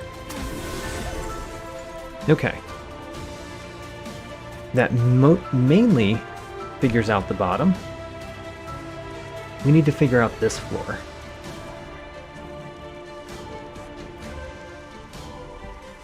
Dripfall, probably we play on you. Honestly, it doesn't do anything because we just played this, which has enough health that you take no damage and it burns out. So maybe never mind. This drag, what does the drag do? Drag could go at the bottom to deal a lot more damage to you. There's our Unearthed Remains. We get to play an Entombed Explosive. Entombed Explosive, I think we play... Huh. How are we taking care of you? I mean, I guess when you die, you only deal 5 damage to the Pyre, and I heal 5 damage to the Pyre quite frequently, so maybe we don't care about you. Except that you're healing the boss for 20. 20 is not very significant. Let's play an Entombed Explosive here. That made Unearthed Remains free. Do we want to play that at the bottom or in the center? I'm thinking the bottom. because that's where we have the Shard Soul Carver, which really cares about that kind of stuff. The Echo Transfer could go down here. What are we doing in the center? That's still a problem area. Oh right, one of the things that we're doing in the center is this. Ooh. If we don't kill you, we could kill this one. Let's not worry about that. Kill you. Now what? Do we drip fall you just because we don't have a way to deal with you? It seems kind of bad, honestly, because we would have to deal with you along with him.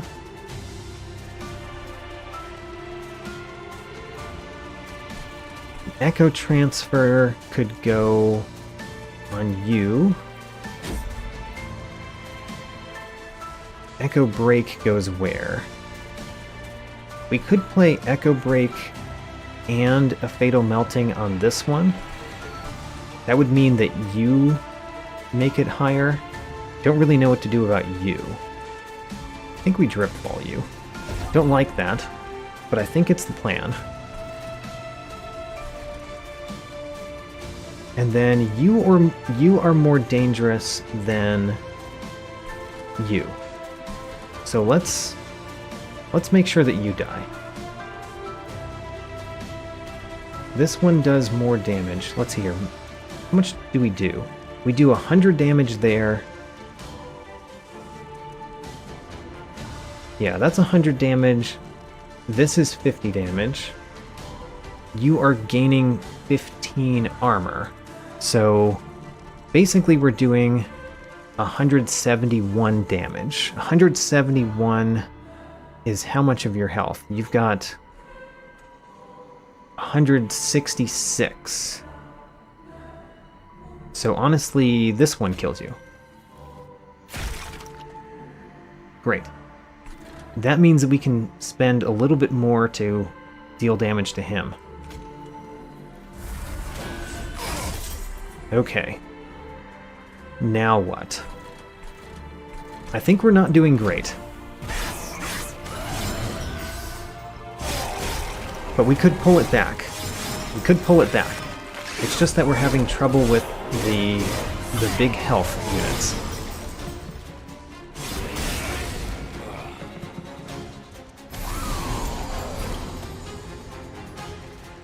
Okay, our Shard Soul Carver is dying again. We don't like that.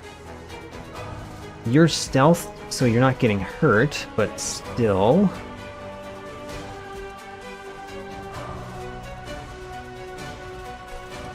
I think that we want to do as much damage as we can, pretty much everywhere. And maybe we drip fall this one again. Don't like that, but I think we might do that. Let's start with dregs at the bottom. Putting dregs in front of the bottom seems useful. That keeps the Shard Soul Carver alive, and it does a lot more damage to these units. Especially if we put this one right here, I think.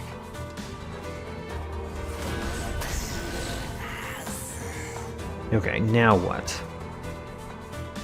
We can play Engulfed in Smoke at the bottom. Oh, let's do that. Engulfed in Smoke means that our units do a lot of damage at the bottom. Perfect Insanity. Where are we going to do that? I'm not sure. We have the Crushing Demise next turn, so if I drip fall you, we're guaranteed to kill you next turn. So, Perfect Insanity, we are going to play at the bottom. We're going to give you a little bit more health. We are going to Perfect Insanity the boss. And then we're going to deal some damage to something. Any of these units is worth dealing damage to. I like killing you, though. Let's kill you. So you're definitely dying. Now let's work on the next one. Okay. Well, it's a start. It is a start.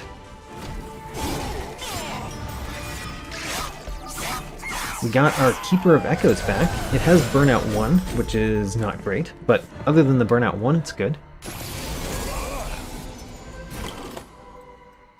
And we got our Bone Dog to give us back our Pyre health that we lost. Crushing Demise we're going to play there, but we should play units first. So units first. At the bottom, we can't really fit many units. Subsuming Blade is really good. It can kill that front one. Or it could kill this back one, which is giving spikes.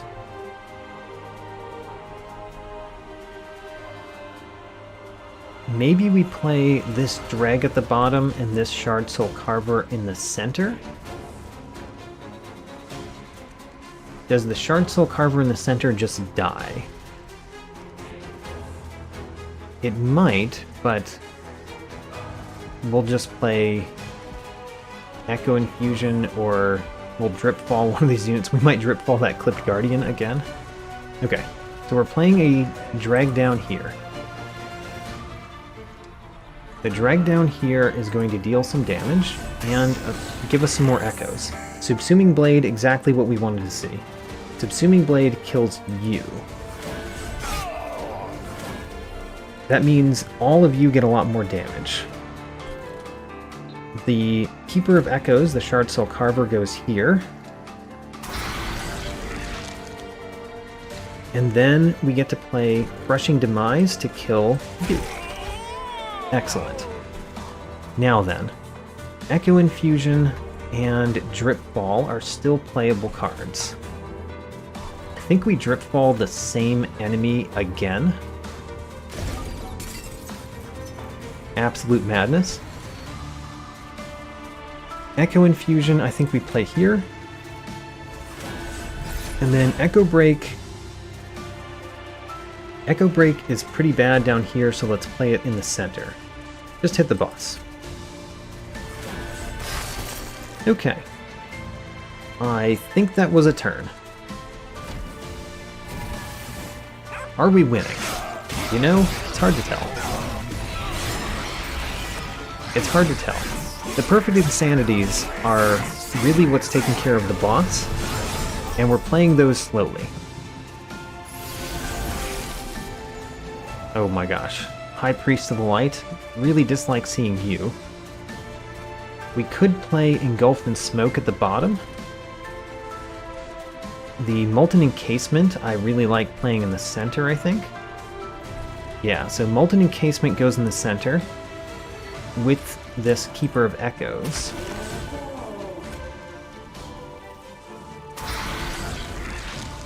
We've got the Perfect Insanity.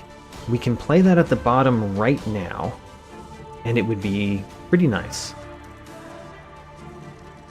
Neither of these were made 0 cost, which is kind of sad. Do we play Perfect Insanity against the boss or against High Priest of the Light? I think we do it against the Last Divinity, because that's kind of our win condition. So, Perfect Insanity on the boss at the bottom. Now then. Who do we Drip Fall? You're dealing 10 damage across the board, but we can just use Engulfed in Smoke to kind of take care of that problem. I think I'm going to do that. So Engulfed in Smoke takes care of that problem. Then you're taking a lot more damage. Alright, let's Drip Fall you again. You're my Drip Fall man. You know how to Drip Fall, like no other. Anything to do in the center? Not really. So let's focus on the bottom. And Echo Transfer seems good. Let's play that. And then Echo Infusion. So you have 3 Spell Shield. We've got one that has piercing, we've got one that does not have piercing, and another one that has piercing but does less damage. So what we could do is use the two ones that have piercing on you. And let that guy do whatever he does. We might drip fall him again, who knows. Okay, the boss does not have a whole lot of life left because we keep using Perfect Insanity on it. However, we're not really dealing much damage to the boss either, which is kind of the problem. Kind of a problem that we keep not doing damage to the boss. We do get our drip falls kind of a lot though, which is always nice to see. You're burning out this turn. We've got Crushing Demise, unfortunately this turn, not next turn. Play the Entombed Explosive here. So Entombed Explosive goes there, that takes care of you. That means that we could drip fall this Clipped Guardian again. No problem. Everything down here is stealthed, which means this Dreg just dies. I guess it's still worth playing, but it just dies.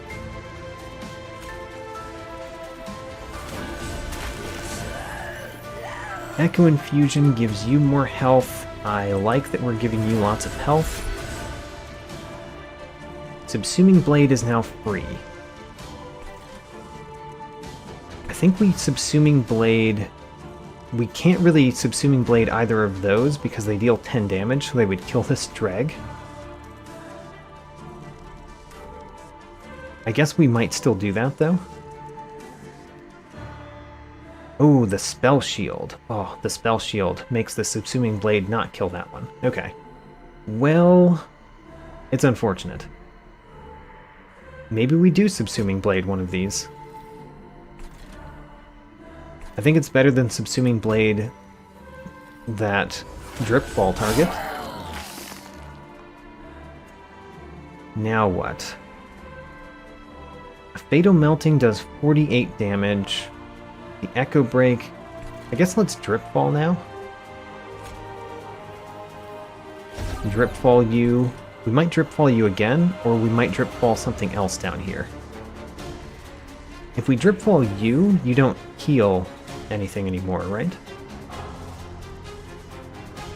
I think that's how that works. Or we could Echo Break... We could Fatal Melting and Echo Break you, which would not kill you, I just realized. Let's see if this works. How about that? People are not healing anymore. Okay. Now we do Echo Break and a Fatal Melting. And I do not want this guy to die, because he's doing 48 or 42 damage. And that 42 damage seems important to me. So let's let him survive until next turn. And instead just hit this back one. With some damage. Oh, a Fatal Melting hits all of them. Oh.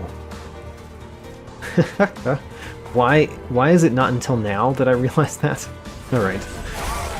I'm sure I've known that before, but why did it take me until now to realize that this run?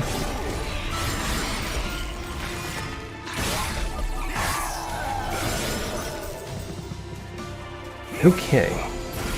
Do we get to Perfect Insanity this turn? I think we do. So the Shard Soul Carver could go in the center. I'm worried about next wave, because next wave is the Relentless wave, and I don't really believe that we're just winning right now. I think this Shard Soul Carver goes in the center. Now where do we put our dregs? Putting a dreg at the bottom seems pretty nice.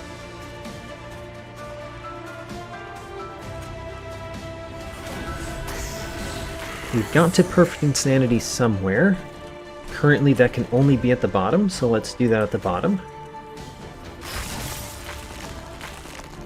Now, we can kill... So you're actually surviving this time. Let's Echo Break these two, because we really don't want the weight of Contritions in our deck. So, Echo Break one of you. Oh, this Echo Break is awful. Okay. Echo Break you with the other Echo Break that actually does something. Play the Vengeful Shard. Echo Infusion on what exactly? I guess we play that here.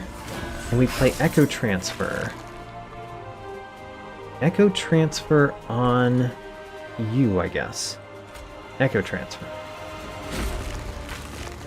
Okay. If we get to play another Perfect Insanity, I think we'll be fine. If we don't, I don't know how we're going to do. Let's see what happens. We do have creatures with a lot of damage. Oh, and now we're going to have Stealth. Ooh. The Stealth makes a big difference. Oh, we're already winning. How about that? Never mind. We did not need any of that. All we needed was to click end turn and win. Alright. I feel great about that. It came down to the wire, at least it felt like it came down to the wire. Apparently I was doing better than I thought I was, because I didn't need to play any cards the last turn. Alright, and I'm sure we've Divinity Mastered several new cards, which I really like. How many? We'll find out shortly.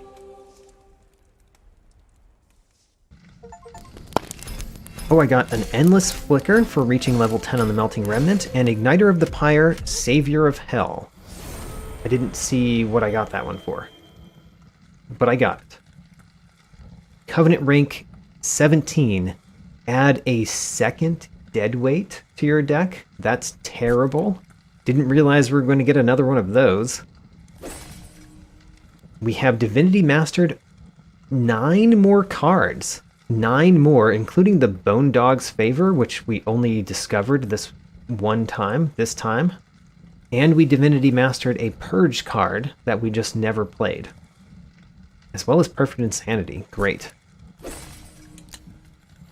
Melting Remnant, level 9. Sacrificial Resurrection. Consume cards in hand.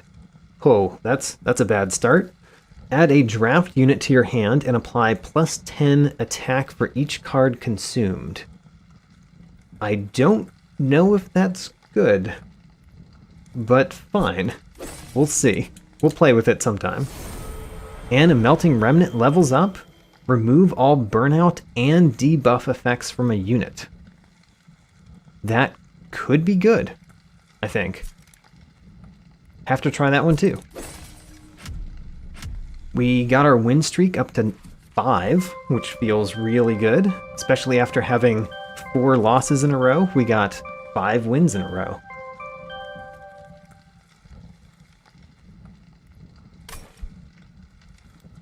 Extinguished triggers, 46. The previous best was 44, so we just barely nudged above. 58,000 is not the best of my scores, but I'm quite happy with how we did. Alright, that's it for this time. More next time. I hope we get our win streak up even higher. In this run, the Melting Remnant reached max level at level 10, the final clan to do so. That was also the source of both of my new achievements. I Divinity Mastered 9 new cards this run, which is a lot. Since this was my 30th run, my average Divinity Mastered cards per run is more than 5. And remember, that includes daily challenges, my custom challenge, and losses. I'm quite proud at that rate of progress. On the right, the Light Harnesser becomes the 14th enemy for which I have registered 100 kills, where I stop counting. Goodbye, Light Harnesser. You have been checked off my list. I am also featuring the Clipped Guardian, and not just any Clipped Guardian, the one that I dripfalled several times. That guy was never going to make it to the pyre. Speaking of dripfall, it makes it past my 10 battle threshold this run, and it was crucial for my strategy against Seraph the Patient. Paraffin Enforcer also breached the 10 battle threshold, He gave my burnout units a lot of rage, especially since I gave him a Frenzy Stone. Another source of burnout rage was Fade's First Blade, which I played with my first time this run. I enjoy the fact that I had both Flicker's Liquor and Fade's First Blade in possession this time. Railforger's Hammer is another artifact I played with for the first time this run, and if you look above, there was even 2 more of those. The hammer gave me space, which allowed me to pick Herzl's Compound twice, leading to quite involved turns. I have more detail in my tracking sheet, link in the video description, new episodes every Saturday, and thanks for watching.